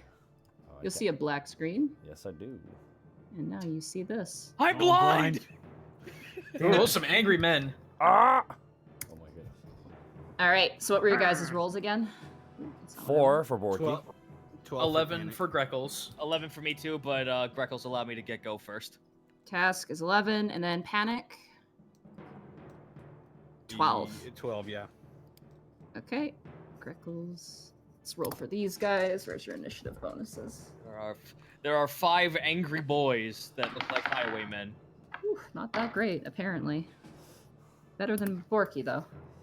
Yeah, Borky rolled low. I always roll low on initiative. It's like my curse. Oh, gotta roll for Tarisk, too. Oh, good boy, Tarisk. That's a good. Yay! That's a good Rolled an 18. That's Ooh. That's a good Tarisk. My child! Your boy. Your son. Angry boys. You can't really command him until your turn, to be honest. And then it was Task. You said you were going before Greckles? Yes. Mm-hmm. Okay, and then Greckles. And then the squad. Oh man, Borky's last. You better believe. Actually, Borky was kind of in front, actually. Borky was kind of beside Task. Is it okay if he moves up beside Task? That's how I was. I'll say. Yeah, okay. So Borky and Task are at the front. There we go. I mean, we should probably make that a standard rule of you taking point in the open. Yeah, I think for furthermore, Borky should just be there to eat an arrow. Alrighty. Tarisk stands at ready. Ready for his command. Panic, it is now your turn.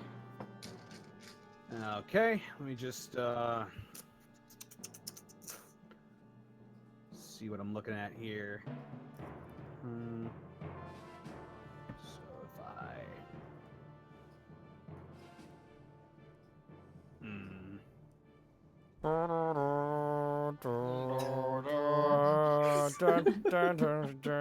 I'm This will not be on checking to the. see You can't hear it for where- those hearing it on the podcast version, but we have music playing for the live stream version. Who knows what the wonderful Austin's working on here? This is. I'm actually excited to have some combat. All right, so Panic is going to move up next to this tree, just in front of these guys. And you can move your token. There we go. Well, we will be calling them. They will be called the Hungry Boys from now on. Yeah, he's moving in front of these hungry boys, and yeah, I'm just checking the ranges once more, real quick, just to see if I got them all. Nope, I think I'm gonna move up one more. That's my max movement for the moment. Yeah. And Panic's eyes are going to flash with a fiery yellow, and he's going to cast Bane. What? Nice. Burn! What's Bane? They need to all do a charisma saving throw. Just click the spell, and I can. There we go. I know what it is. Yeah, all three of them. Let's make charisma saving throws. That's 3 boys. Hungry boys, I guess is now their moniker. We all need a boy. Hungry. DC 15. I Ooh, believe. interesting. That's gonna make this kind of hard. All right. One rolled a natural 1. Oh, Yes. One rolled a 16. Actually, I should add the modifier. 1 second. Not gonna matter for the natural 1 guy. Hungry. Wow, no charisma. And the last guy rolled a 15. So what's the save on that? It's let's see, a charisma saving throw. I It must be- believe that's my spell DC, which is Okay. 15. Okay, so the one guy who critically failed really failed. So I'll roll a d6 for him instead of the d4 for that stat. The other 2 flinch for a minute and like look up at you in terror. And you hear one of them yell, "Kill the Tiefling!" They think you're. Yep. This is why you always have to tank, because you always start it. Panic rolls his eyes and goes. Which of these hungry boys has The one failed? The one to the left, the one by the cart, or the one to the right of the tree. The one on the cart failed. The one on the cart This failed. isn't going, Yeah, this number isn't 2 going to failed. be very good for you. And he's going to use his Barb Devil blood. Oh, I'm fine. Cross I could actually take pot shots at everyone except for probably. No, I can still reach from where I am. I can hit every single one of Oh, them. the 2 guys on the hill? Yeah. Because there are 2 guys on the hill for those who cannot see. You use your barb ability, Panic. Yeah, I use my Barb Devil blood. You guys watch as thorns begin to spread out through Panic's body. You just blood you that shirt. Oh, he's getting horny. You're all in trouble now. It's time to get horny. It's I like- time so to I- get thorny. I like to see. Was the guy on the left hand side, the guy at the fence? He's like, oh, I'm afraid Yeah. I'm gonna have to kill you. Take a arrow right to his fucking gut. That's cute. Okay. Fuck that guy particularly. That's number 3. And okay, well, no, actually, hold on. I didn't ask Tarek to do anything just yet because I would have. That's your bonus action. Yeah. Yeah. Oh, my bonus action. Okay. To command Taurus because he's an item technically. Yeah. So I guess from where I am, I'll just take the shot, and then after this, I'll command Taurus to go sick him. All right. So, but before that, let's do longbow. Oh fuck. You go to shoot and aim, and the guy just lifts up his shoulder. He has a pauldron on his shoulder, and it chink, bounces off, but you scratch his face, and he looks wide-eyed. He was not expecting that. Tass looks over to Taurus and nods his head. Get him. Taurus hisses really loudly and bares his teeth, and his tail swishes side to side. Greckles, it is now your turn. Let's see here. 60 foot. Unexpectables versus Hangry Boys. Begin! Greckles peers out from the bush Okay. to launch a dart at the original gentleman who was leaning on the fence. Alrighty. There is my dart. There's my You're dart. throwing just a regular dart. Yep. Oh. Our rolls are terrible tonight. You guys, I'm so sorry. You go to throw a dart, and the guy, like, now being scared at Task, shooting at him, ducks, and you hear a thunk, and it lands in the fence post. The guy, like, limbos down, and he grabs himself on the fence post and, like, pulls himself back up. I'm gonna use my bonus action. You use your bonus Sorry? action? 10. Well, so you cut out completely. You're gonna use your bonus action to... I was gonna use my bonus action to re-stealth with it. Ugh. Okay. Okay, you duck back in the bushes. Everyone's 10. You're 10. I'm 10. Everyone's 10. I hope all the other guys get 20s. Nat 20s. Oh boy. This guy pulls out a scimitar. A scimitar? Also, Runs towards Borky's you. not on this list. Yeah. What? Borky's Yeah, not- Borky's Oh. not on the list. What? Whoops, sorry. Let's go back here for a second. Rewind Sorry. time. Rewind time. You're supposed to be... You're after the hungry boys. Oh, yeah. Because they rolled higher than They you. don't know what hunger is. There we go. Sorry, Borky. Right. Sorry, I didn't know. Why did I not? Oh, weird. Okay. 10. Anyway, Oh, this guy charges up to panic. The guy by the Brandon- fence charges up to the charges up to panic. Yeah. Oh, Jesus, guy's not gonna hit.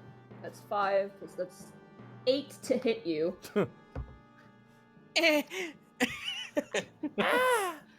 Too hungry. One kick. Panic as... I assume that doesn't hit you. Panic. Panic? Panic. Damn it. No, it doesn't. Alright, you just side, like you move to the side as he swings. He almost cuts your coat, but he misses. And you see his face is very thinned, and he looks very hungry, as is his moniker. Hungry boy. This guy This is Hungry Harry. Here comes runs up behind you, brandishing a scimitar as well. Hungry Oh, Harold. no. Not Hungry Harold. That's plus... That is a... That would be a 15 to hit you. With the advantage with flanking. That hits. That hits. You're always in the thick of danger. It's because you walked out in the middle of it. I have spells with ranges, boy. Just let me go You up. take 4 points of slashing damage as he swings and slices your arm. Ow. Dude, that's my fretting hand. Oh boy. This guy leaps out of the wagon where he was waiting to Oh, ambush. come on. Come on. Oh, this guy's having a bad day. He rolled a 2 plus -2. like minus 1,000. Yeah, because he rolls a 6. He's So he super misses you. He hands you his sword. there. Oh. Thanks. He swings the blade, but it's the handle. You get hit by the handle. It doesn't even hurt you. Just. Ow. It's a regular old panic sandwich up there. Just panic surrounded by hungry men. A situation not wholly unfamiliar to me. 3 men, 1 tiefling. All right.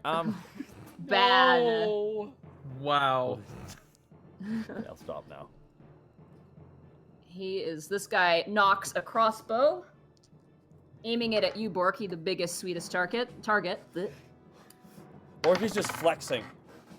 17 plus, that's a 20 to hit you. Oh yeah, 15. I mean, unless my armor ratio went up after the level up, which I don't think it did. So. No, you just get hit. So that's plus. You take 6 points of piercing damage as an arrow goes right in your shoulder, and you stagger back a bit. Hey! I want to share my canteen. This guy That here. was 6 points of damage. Yes, it was 6 points of damage. Oh man, Jesus. This guy cocks Can't his wait. crossbow at you, Task, as you fired at his boss. Can't wait for a nat 20. Ooh, close. He got a 19. Oh my Oh, god. for fuck's sake. All right. I'm it hits. sorry. That's a 22 to hit. Let's see what he gets in that. Okay, that's 2 plus 1. So you take 3 points of piercing damage You shit. as an arrow slices through your shoulder, and you hear a ka-tung land in a tree behind you. Was it 3 points? Borky, it was 3 points of piercing damage for Task, and it was 6 points for you. Borky looks down at his water canteen he had in his hand, ready to give to the guys before they all got hungry at him. Borky pours it out. It's time to get orky. It's time to get bulky. And he rages. All right. Borky rages. You and fly into a barbarian rage. Borky charges, just beelines it right for the guy who's flicking that coin and biting on that toothpick. Charges right at him. Borky goes for a swing with his double axe. Let me just pull this up here. Okay. Borky swings his great axe. 19. Nice. That hits. And Borky swings down. 12. You go and you cleave the guy in half. The toothpick in his mouth snaps in half as well as both sides slop down next to you, Panic. Borky looks at all the guys. Looks like meat's back on the menu, boys. Taurus, seeing its target gone, is actually going to go for a different bandit because he's a good boy. Get him, son! Get him! He's going to attack. Where's his stats? Oh, there's his stats. There we go. He's going to go for a bite attack. Oh, buddy, 6. No. Plus, let's see, plus 5.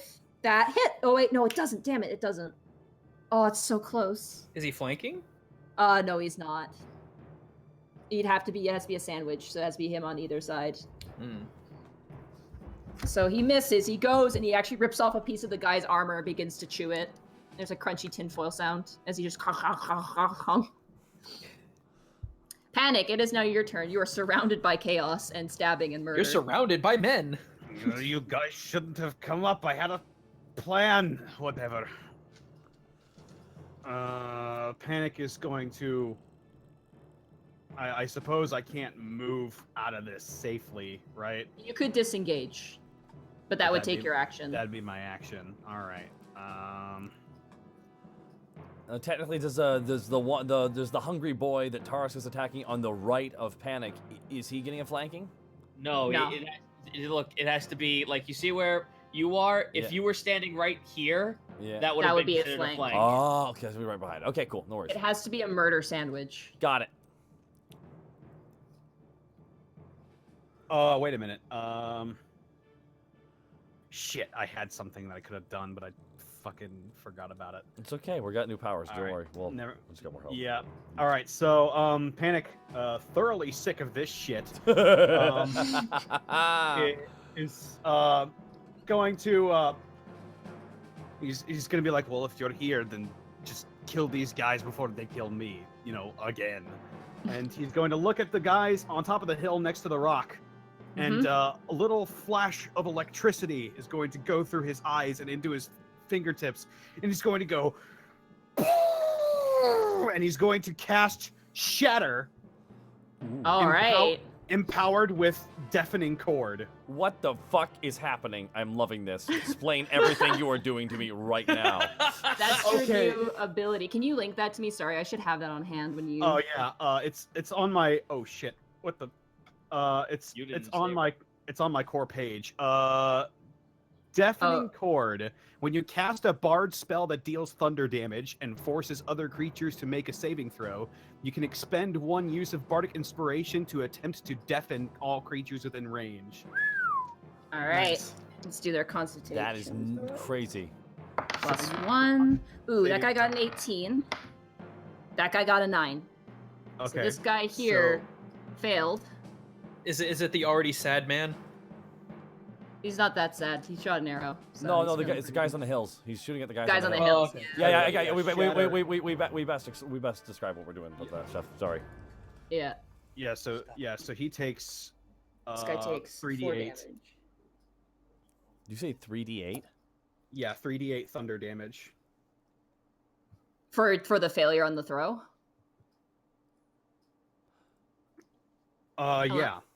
Yeah. For failures, they take 3d8 and half as much if they succeed. With the Deafening Chord. The Constitution say that's Shatter's ability with Deafening Chord. Oh yeah. The damage I applied the damage already. Sorry, okay. I was confused a bit. Sorry. Yeah. So So he takes 7 damage. This guy up here. Oof. Yeah, and the other guy takes half damage. And the guy who Oh, wait a minute. There's two effects for one for shatter and one for deafening chord. Yeah. Sorry, guys, we're doing kind of some new stuff here. Yeah. The shattering chord, it looks like a creature made of inorganic materials such as stone, crystal. Okay. Yeah, and the guy who failed his Constitution saving. Oh no, they got to make another Constitution saving throw. Do they? If they fail the first one? No, I think it's just separate. Okay, I'll roll another Constitution for the guy who failed. He rolled a 5, so he failed again. Okay. And for the other one? He passed his saving throw already. So it's like a completely separate thing? Yeah, it's a completely. Okay, well he rolled a natural 20, so he's fine. Oh well, this is a hardy boy, but the guy next to him is thoroughly deaf. Right. Oddly enough, his name actually is Hardy Hungry of the Hungry Boys. The earth around them cracks as just this bubble of sound envelops them both, and the guy who failed his saving throws, he just can't hear at all. His ears are ringing. He's just up there. You see him clasp his ears, and he leans over. He has his crossbow in his hand. And you see blood actually running down the sides of his face. Dope. He's like breathing heavily, and like the other guy is just like, what? Mop. Okay, that ends your turn. That's my turn. Yes. All right, okay, Task. So I want you to paint a picture of the guy who's looking at his friend who's like screaming. You hear he says, "What?" But then he notices that there's a mark on the side of his face. All right, Hunter's mark. Hunter's mark, and shooting at that boy. The guy who was deafened. Yes. Okay. Not Hank. Not Hank Hungry. Yeah, Hank Hungry's not having a good day. Where's my list? Here we go. Hunter's mark. Boom. Choose a creature at your will. Until the spell ends, you deal an extra 1d6 damage on the target. Damn. Nice. All right, let's see if I even hit this guy. With my current rolls, I doubt it. But let's go. Nice. Fuck yeah! And now I get a 1d8 plus also one of my new abilities I took, which is Archetype Hunter. I took Colossus Slayer. When you hit a creature with a weapon attack, the creature takes an extra 1d8 damage if it's below its maximum hit points. With this first hit, he will. So that's what my longbow attack plus 1d8 plus 1d6. Roll it up. Jeez. That's a lot of damage. All right, so I have. You will have to re-explain that new ability later on because I'm confused by it already. So my longbow already, I added the extra 1d8 on the hit, so this will calculate that as well. And then you just roll the 1d6 for the... Yep, and then I roll the 1d6. So that's 17 right there, and then I roll the 1d6. Okay. This guy is thoroughly dead. Oh my god. you just... You let loose an arrow, and it hits his head and just takes the entire head with it. And he's just a standing headless guy, and he slumps forward, falling and smashing on the corner of this wagon. Jesus Christ in heaven. What the... Okay, so explain the Colossus things that you... So like... Basically, long story short, if he hits an enemy that's already been hit and taken damage, he deals additional damage to it. That is a boss killer, my goodness. Yep. Wow, okay, wow. And plus with my Hunter's mark, I added an extra 1d6 because he was my favorite target. Yep. God damn. It's very mean. Greckles, it is now your turn. I assume that's the end of your turn, Task. Task? What? That's the end of your turn? Yeah, that's the end of my turn. My gentle lord. Tarsk is still gonna continue on his rampage, yes? Yeah, he's got a target, yeah. He basically told him to attack, and he's attacking, so...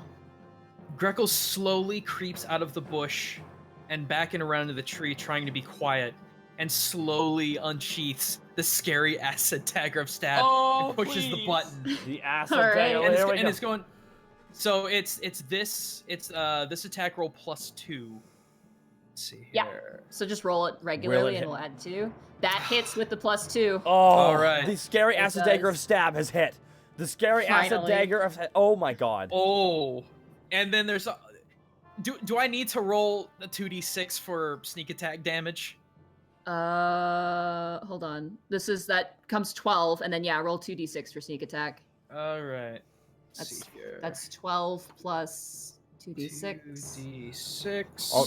Plus another 5. Jesus. You go up and you go across the guy's throat, and as you do, the acid spills out and spills through his torso, and like probably the top part and his shoulders just slump behind you as you're like behind his corpse, and the corpse just falls to its knees and slumps to the side.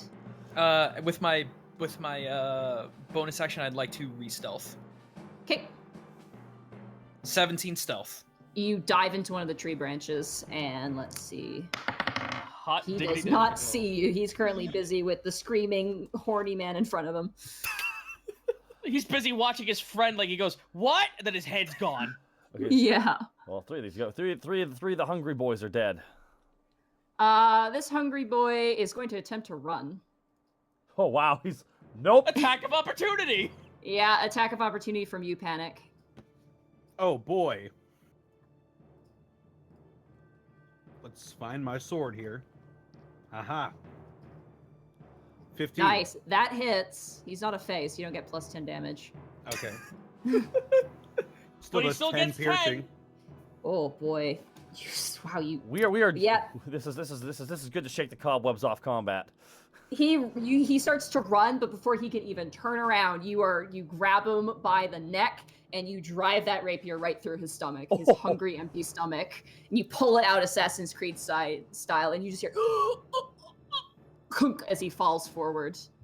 Damn. Yo. Sexy. Oh my god. The Hunger Boys. One hungry boy left. The one who's deaf, right?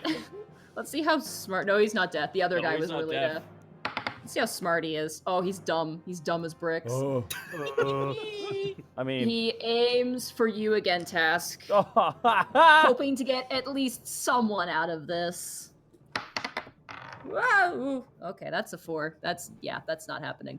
He shoots, and you notice that even his hands are shaking from the distance where it's like he's like warbling around. He lets loose the air, and the air just next to you, Task. Borky, it is now your turn. Powerpuff Girl style just fucking tilts his head to the side as the arrow flies by. Borky goes, well, first time for everything. Borky pulls out his lightning javelin. Oh boy. Did we fixed that, didn't we? We fixed You just never hit with it. This is yeah. Borky just kind of like warms up his arm. Borky hucks his javelin of lightning at the last hungry boy at Harv. Oh, please hit. 24. Yes! Harv hungry. Harv hungry. And Go it ahead, does hit. 10 piercing, 8 electric damage. Oh my god. You watch as a javelin goes right into his chest. And the guy goes, ugh. And then just like he gets electrocuted. You just see a light show sparking in the distance, like a rave party. Borky turns to everybody and just has his hands up in the air, like praise the sun, with the man being electrocuted between it.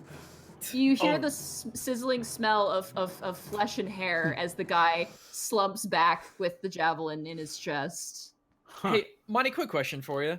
Mm-hmm. Since I was flanking, would I have had advantage on that? No, you had +2 because I treat flanking as a +2 to your attack rather than as advantage, disadvantage. Okay, cool. And that, everybody, is how you have a bad breakfast when you're a hungry boy. Greckles starts checking the bodies. Yep, let's loot. Electrocuted. All right. Good song title. Between all of you Borky fetches guys, his javelin. as you find as you go through the hungry boys, you find 5 scimitars, which are garbage. They look like ramshackle made. You find 5 scimitars, and you find 2 crossbows. The crossbows of decent quality? They're okay. How much could we sell them? I mean, you could, yeah. But, I mean, looking at them, they're not the greatest quality, but they are functional, as you've experienced. All right, put them in the bag. Put them in the bag. Put them in the bag. You find, between them all, 15 gold pieces. All right. Am I the only one who got hurt? No. Oh, I took a hit. Oh, shit, there's an arrow in my shoulder. Borky pulls the arrow out of his shoulder. Yeah. You pull it out. Ah, jeez. Taz kind of like feels like the wound where the arrow whizzed past him on his arm. You find leather armor. Ooh, what's the AC on this shit? It's just standard cheap stuff. Oh, just 10? Okay. Yeah. So we killed starving highwaymen. I'm not sure they're gonna have I'm a just gonna lot. put 2 crossbows in my 2 crossbows in the bag of holding. Okay. And you find Sure. a potion of water breathing. Okay. Who wants that? I'm good. I got the A crossbows. potion of water breathing? Yeah. I don't need it. Who wants to breathe water? I'll take it. Fuck it.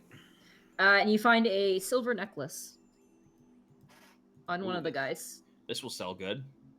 We might want to get it identified first. Yeah. Also, they have a wagon. It's not great. It looks like it's missing a wheel. You also do notice going through them, you see that just like your rations, their rations are dust. Oh shit. I can't help but feel that like this is going to be a common trend even going into the main town. It's possible. So you're saying there might be more hungry boys in this forest? In the village. I'm afraid that we might enter a village that's so starving for food they'll attack us on sight. So should we bring them? Borky points to the hungry boys. No, is that a yes or no? No, we should hide them. Borky just kind of picks him up and just kind of chucks it into a bush. You hear as he just crashes on the bush like a drunk, passed out college student. Where's the hungry boy that hit Task? Is he the one up on the hill? He's the one that's right in front of Borky. Oh no, the one that hit you? Yeah. I believe it was. Oh, I can't remember which guy it was. It was this dude, right? It was the dude on the hill. Yeah. All right, I'm taking some of his teeth. Wow. Okay. How far away are we from the dead zone here? You're a ways away at this point. Okay. You're a good 2 hours away from the dead I am zone. taking this man's canines. All right, roll a survival check to salvage the teeth of this man.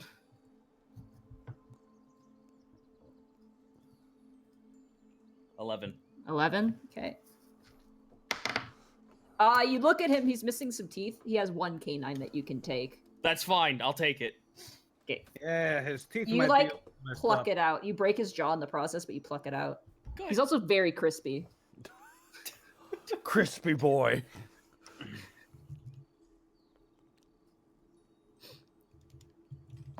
That was fun. That was hilarious. That was great. It's like this scene after like when the second movie starts and you see everyone's new powers being whipped out and beaten down.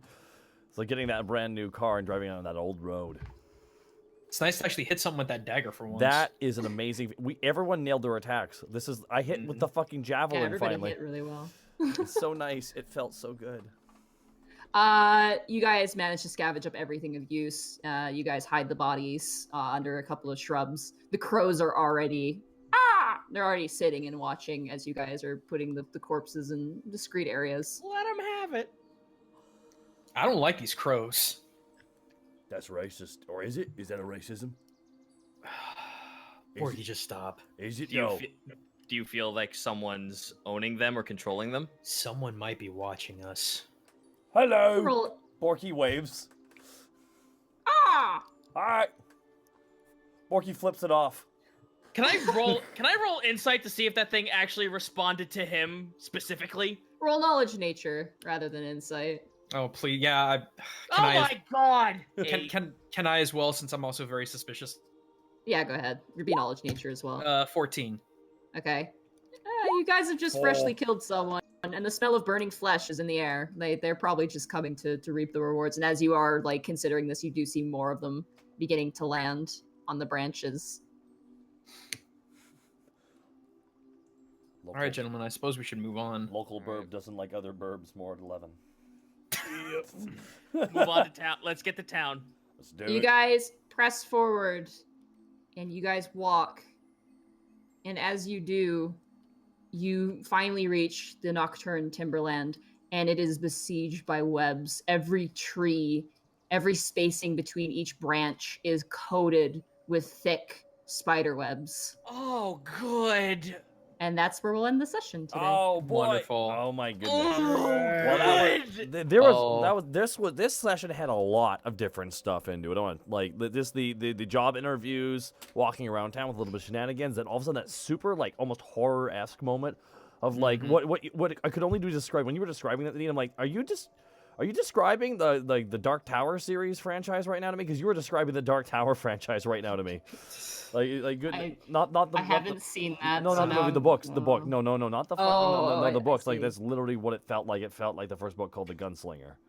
So can I like just stay like we look at the webs attached, just looks around and goes, "Oh yes, hunting time!" You know, Zito, I got $5 that says we're fighting a blighter.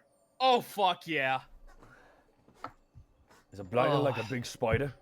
No, a blighter is essentially an anti-druid, and they're a lot stronger. Oh shit! Reverse druid? Except I've never heard of a blighter that could do something that crazy. Dude?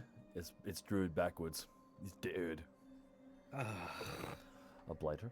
That was cool. Then the fight. Oh, thank God! I was really excited that we had a fight, and then it was so satisfying. That fight was like, honestly, The Hungry Boys. it just felt like that Hulk scene of crushing Loki back and forth. The Hungry Boys, 5 strapping young lads who just couldn't get themselves a meal. I felt no, if bad. I was 5 strapping young lads who bit off more than they could chew. Do you guys understand that we just beat up starving men? Yes. Yes, but they pulled a weapon on us first. They started it. I To started be it. fair, they were kind of bandit-like. Boy, howdy. That What a was night. good. Now that we're on this, I don't know how this is gonna work because like this stream is not letting me do art. It's like the second I flicked open like anything, they actually could see. We could do art another time. Just apologize to everybody. And like, on this setup, it's just this is not something that you can control. This was completely unforeseen, and I mean. I really want to see some of the. I really want to see some amazing art. I think what we'll do is maybe look at maybe doing an art special this weekend or possibly early next week. I will not be I there. have work. Okay, I'm off tomorrow. If we wanted, I was gonna do a Q&A Pokemon stream tomorrow. If anyone's Here, around. silly question. Can we could you at least Nadine, if you made art, could you please send it to the Unexpectables Twitter real fast? Then I can go to the Unexpectables Twitter here on my Like I can just retweet it all. Yeah, can you just go and tweet a couple of them? Retweet the good ones. Not the good ones. Just retweet some. Let's pull up. There's a lot. There's a lot, but we gotta showcase. This is how we do. All right, we got some schmoogin. I'm just, you know what? By the way, guys, everyone who's recording this, we can now click stop recording. By the way. All right, Okay. stopping recording now. Oh. 3 hours. There we go. Now also save it too. By the way, guys, save as just Unexpectables. Your name, your name of your character. Make the episode maybe too. It's episode 13, right? Yeah. Unexpectables. Oh, I'm so glad to save this. Oh, Lord. Unexpectables. Borky or your name _ episode 13. There you go. How do I export audio? Do I want to export yes, audio? Yes. Save your project file. I did. What do I want to export it to? Sorry. Just your desktop. Yeah, just desktop. Just desktop, and then you're sending. No, but like, what file do I want to export it as? Oh, you have to Wave. export it as a wave. Wave. Oh shit! I have to re-export this as a wave. I exported it again as an MP3. What the fuck? Oh, Do you want us to go ahead and convert it if we can? Yeah, go for it. Just make sure it's all wave for our editor. This is how we do, guys. This is the new way we're doing this. 32-bit how or we do 16-bit? I don't know. Now you're asking questions I don't understand. Okay, well, I have 2 options of WAV files. I'll do 30-bit. Okay, hold on. Real fast. Let's hold up before you do anything. 32-bit is what we do usually, right? See now? I just exported mine, so I didn't see the settings. I'm pretty sure it's actually 16. Then go for then just resave it 16. Resave it as 16? Okay, I have the project file.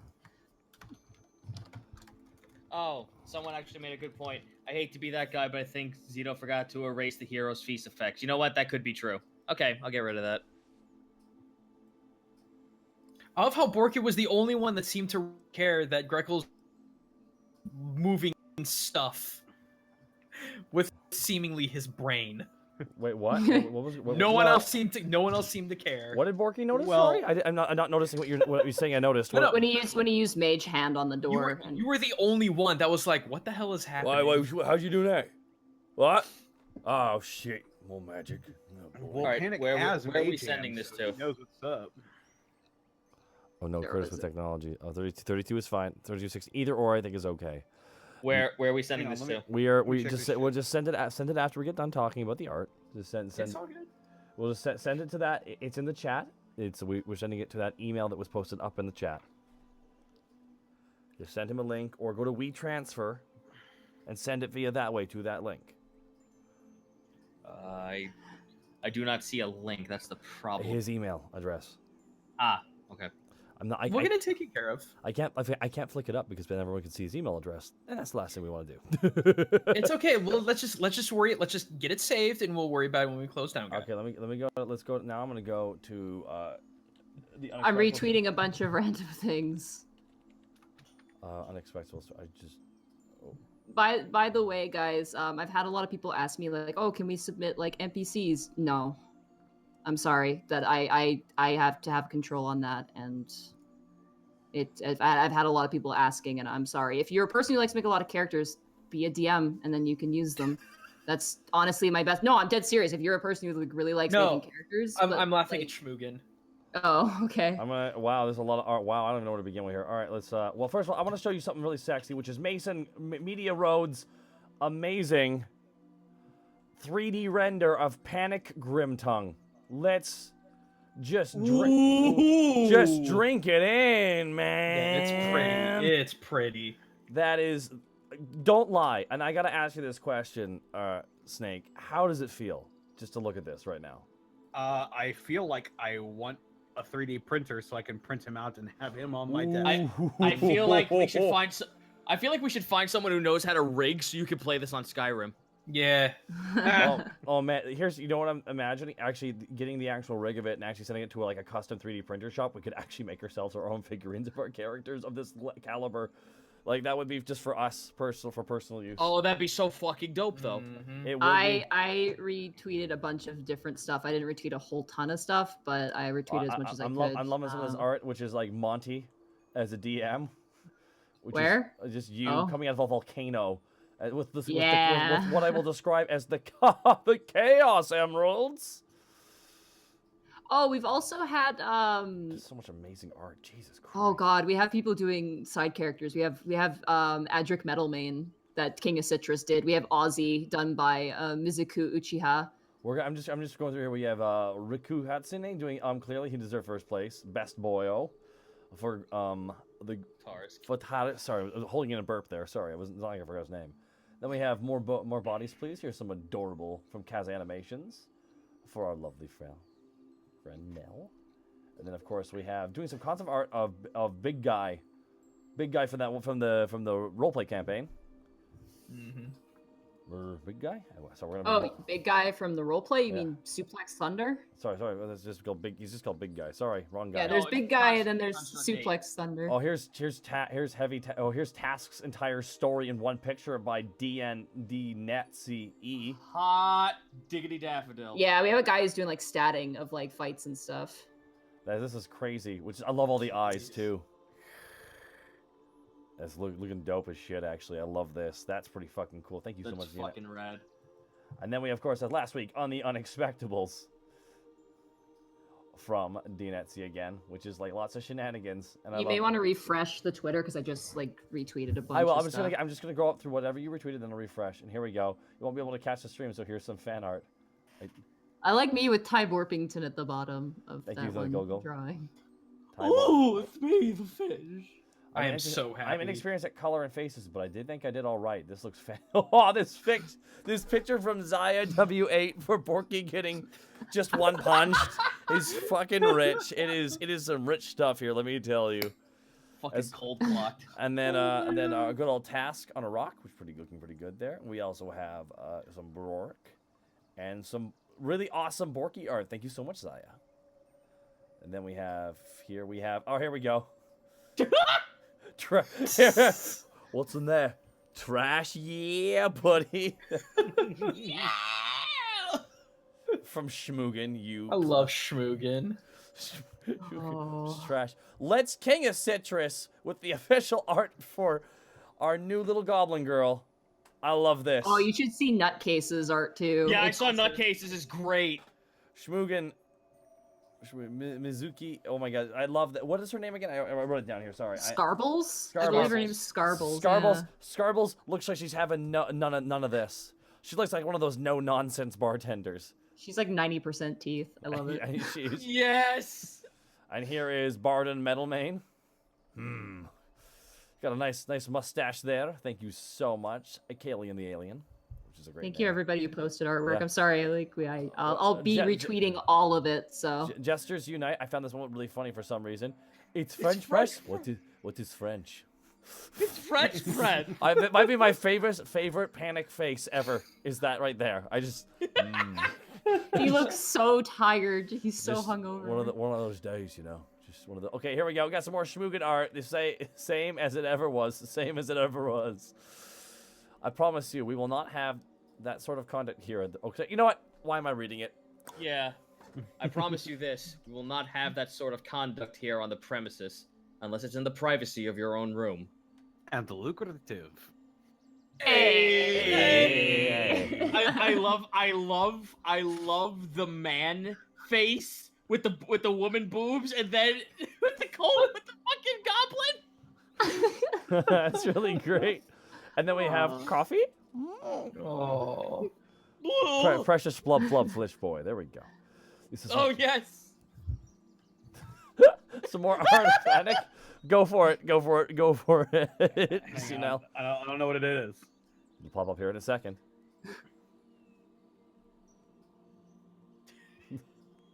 I'm sure I'll see it.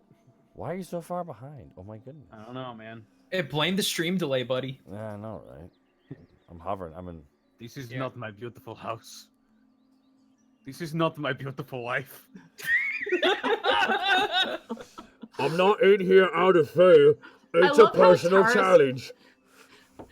I love how Taurus keeps getting drawn more and more dumb. It's just the best. Okay, so you know which one that I'm actually gonna say? Like, out of all the artwork I've ever seen of Taurus, like, I love Schmoogan's derp version, but the official, like the one that I feel like if we were to draw concept art and it was like serious Taurus, it'd be that one that Jack did, the one that was like not Jack, I'm sorry, it's like the sketch one. Hold on, I think I have the picture. Yeah, that one. The one with the one derp eye, but he actually looks like a legit force to be reckoned with.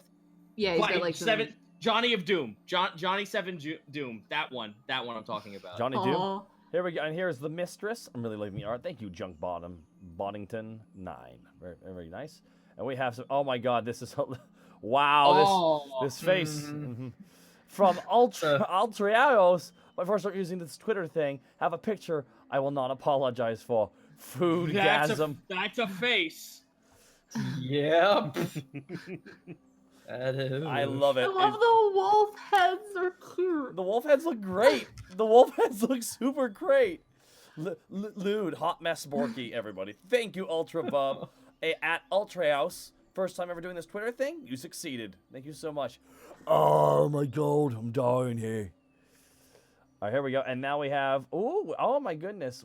People are reeling nutcases art now. Hey, Nadine, go for the line. It ain't easy being green. Thank you so much. Thank you so much for the art. Nutcase art, as always, you talented son of a gun. From Cybermange, we have Morning Snick, Morning Panic Grimtongue. I like how his outfit almost looked like piano keys. They kind of do. Even the skull for like the skull belt thing looks tired and hungover too. That's what's making me great. It's what's making me so happy. It's so great. Thank you so much, Cybermange. It's really I wasn't even wearing this outfit. Must all just right. Be Well, thank you, Grey Beast 1995, for that embarrassing moment of the crit fail, in which Task kissed between Borky's boobs. But it's not. Okay. Again, panic. Sorry, panic. Sorry, I was just wishful thinking. Stop trying to push shit that isn't real. I'm joking. I actually was a complete mistake. My bad.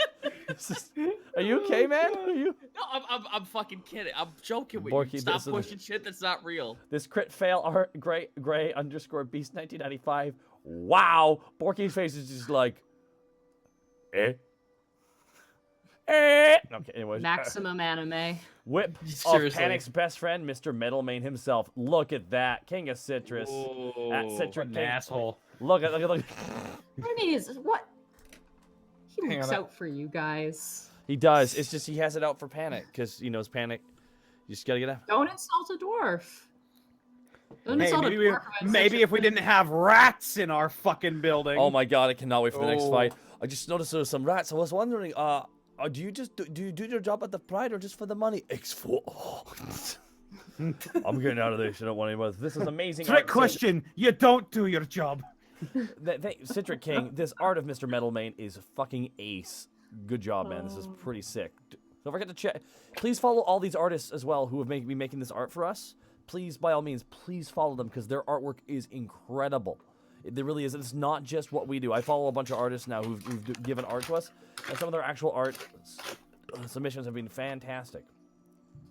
And here is another lovely boy from at Mizuki Uchiha. This is Ozzy. You may know him. Oh, we may. Oh, we may. He's got his hedgehog, which is now blue officially, I guess. He's blue. Got you, blue. He's got blue hedgehog. Fuck it. Why not? Thank you Why so not? much. Gotta go fast. What an adorable little whip. All right, here we go. And we have this. Oh, we got some crazy art being Mizuki's working on this, which appears to be a full. I mean, what do you call one of these pictures? This is Group where shot. Yeah. full group It's a shot. Oh, you mean like what it means when it's not finished yet? That's a work in progress. Oh, working. It's No, a whip. A whip. Working. Oh, whip means working. I always wondered what A that meant. panorama. Thank Yeah, you, WYP is work in progress. I thought whip was like the new dab. I didn't know. Here's my whip. I'm like, what's that? No, that's the old dab. Oh, They added more to it too. Last time I saw it, it was only half the picture. that's good. And thank you so much for the art submissions. Is that all we got there? I I have think one. that's- I have one shout out I need. By all means. The Platoon Z has remixed Greckles' theme, Oh my goodness. shit. You must. and it is the most metal damn thing you've ever heard. Oh fuck. I've relinked it up in here. I don't know if you can play it through This the is the stream or most not. metal thing. Yeah, you'll appreciate it. You of all He- people. he knows what he has to do for Panic then. Oh yeah, this set of art is really good too. The ink work by Yeah. Amy. By at Hardlift Studio. There was some other art. I'm trying to find the actual full set of 4. And Yeah, I it's- know what you're talking I'm trying about. to find She that. had it. It's on my Twitter, I believe. Are you guys cool if I put the SoundCloud link in the checks? Absolutely. Actually, if you can send that to me, or I think I saw it somewhere, I'd like to repost it, and we can listen to it here. Oh, I can't put web addresses. It's actually in the chat. I just don't know. Just put it in the Discord. I'll just click on my Discord real fast. It's there. It's the last thing in the Discord. Look for the big old raven with a knife in the beak. Yep, there it is. Oh, there's also that really cute comic with me and Gaijin, where Gaijin tried to be the, Yep. the DM. Well, Which is really cute. We'll get there in a second here. Yeah, let me find the. Here's Greckles' theme. Here we go. Here you go. Oh! Hold on. Are you okay? Someone did something for you, Zito, What? Oh, and I no. missed it completely. Oh! Hold on. We're gonna listen to the song here. We'll get to that. How did I miss all of this stuff?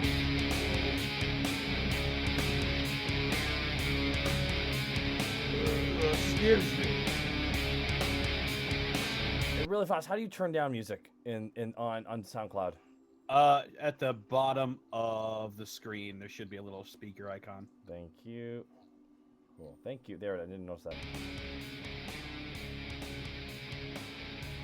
Holy shit!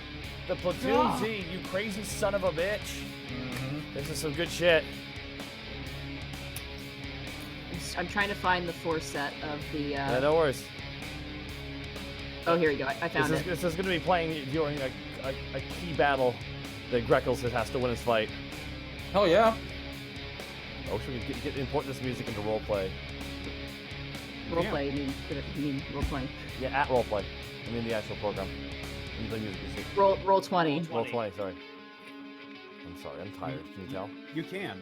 There is actually Yeah, a you can. website where you can import music specifically for Roll20. Wow, that Greckles team has over 3,500 plays, actually, too. Mm-hmm.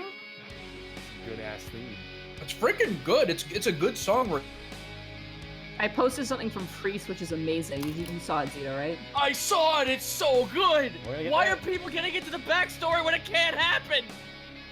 It's not going to happen, guys. That's why people like it. I know. You understand, Zito, if you want to write the backstory and narrate it, you can just do that and we can post that. Oh God, I probably could. As long as you like run it, you and Nadine sit down and make sure everything's okay. There's always an option.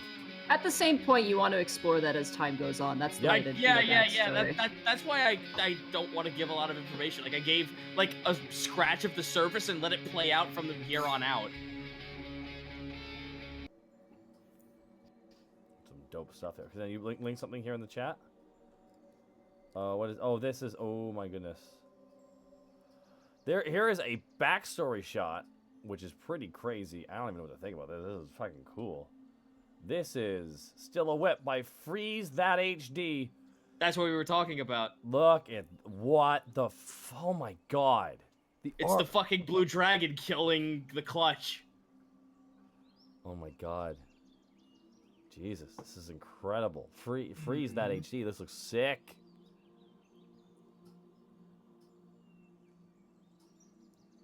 This is just nuts. This backstory from what Panic, the shit Panic saw.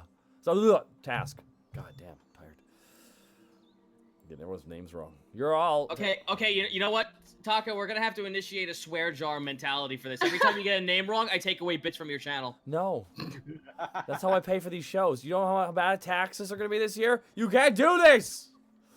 You can't do this to me, Nadine. Oh my god. I can't believe he's Scrooge McFucking you. I've been Scrooge. Oh, I've been Scrooge McFucked. There's I found the 4 pictures too from You did? Amy. Yes, you did. This photo is so great. Okay, that's right. It's all about me. Me. Oh, no. Oh, fuck. I can't believe you've done this. I love the shadow behind her. She has all a the stand. swirls. She has a fucking stand. Oh, my God. This is gorgeous. Oh, Hargolith Studios. This inking is great. The wolf looks nervous. That's what I. The wolf's like, oh boy, we're ending in the mud. And this picture of Greckles losing his shit over this delicious treat is great too. Holy shit! It's all been good.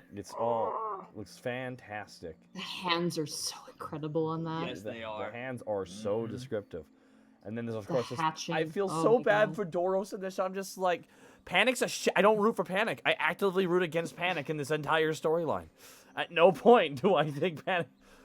You can have any girl you want. You're like, oh yeah, maybe. You don't. Oh, maybe. You either want to be a girl, if you don't. I said as your friend, not your manager. It's your manager. I Yeah. love Panic's jacket in the shot. I love all the details. Panic's face is like, Oh. He's more like, that guy is going to punch me. and here is the one, the only Task, looking amazing. I love this angle. And then there's Taurus breakdancing on the floor with the 3 dwarves yelling at him. Open the door. Yeah. On the floor. Everybody walks the dragon. I was waiting for that this joke. guy. He walked the dragon. All right, Ain, do we have anything else we can show off? What? You just bopped out. I think I lost my connection to everybody, guys.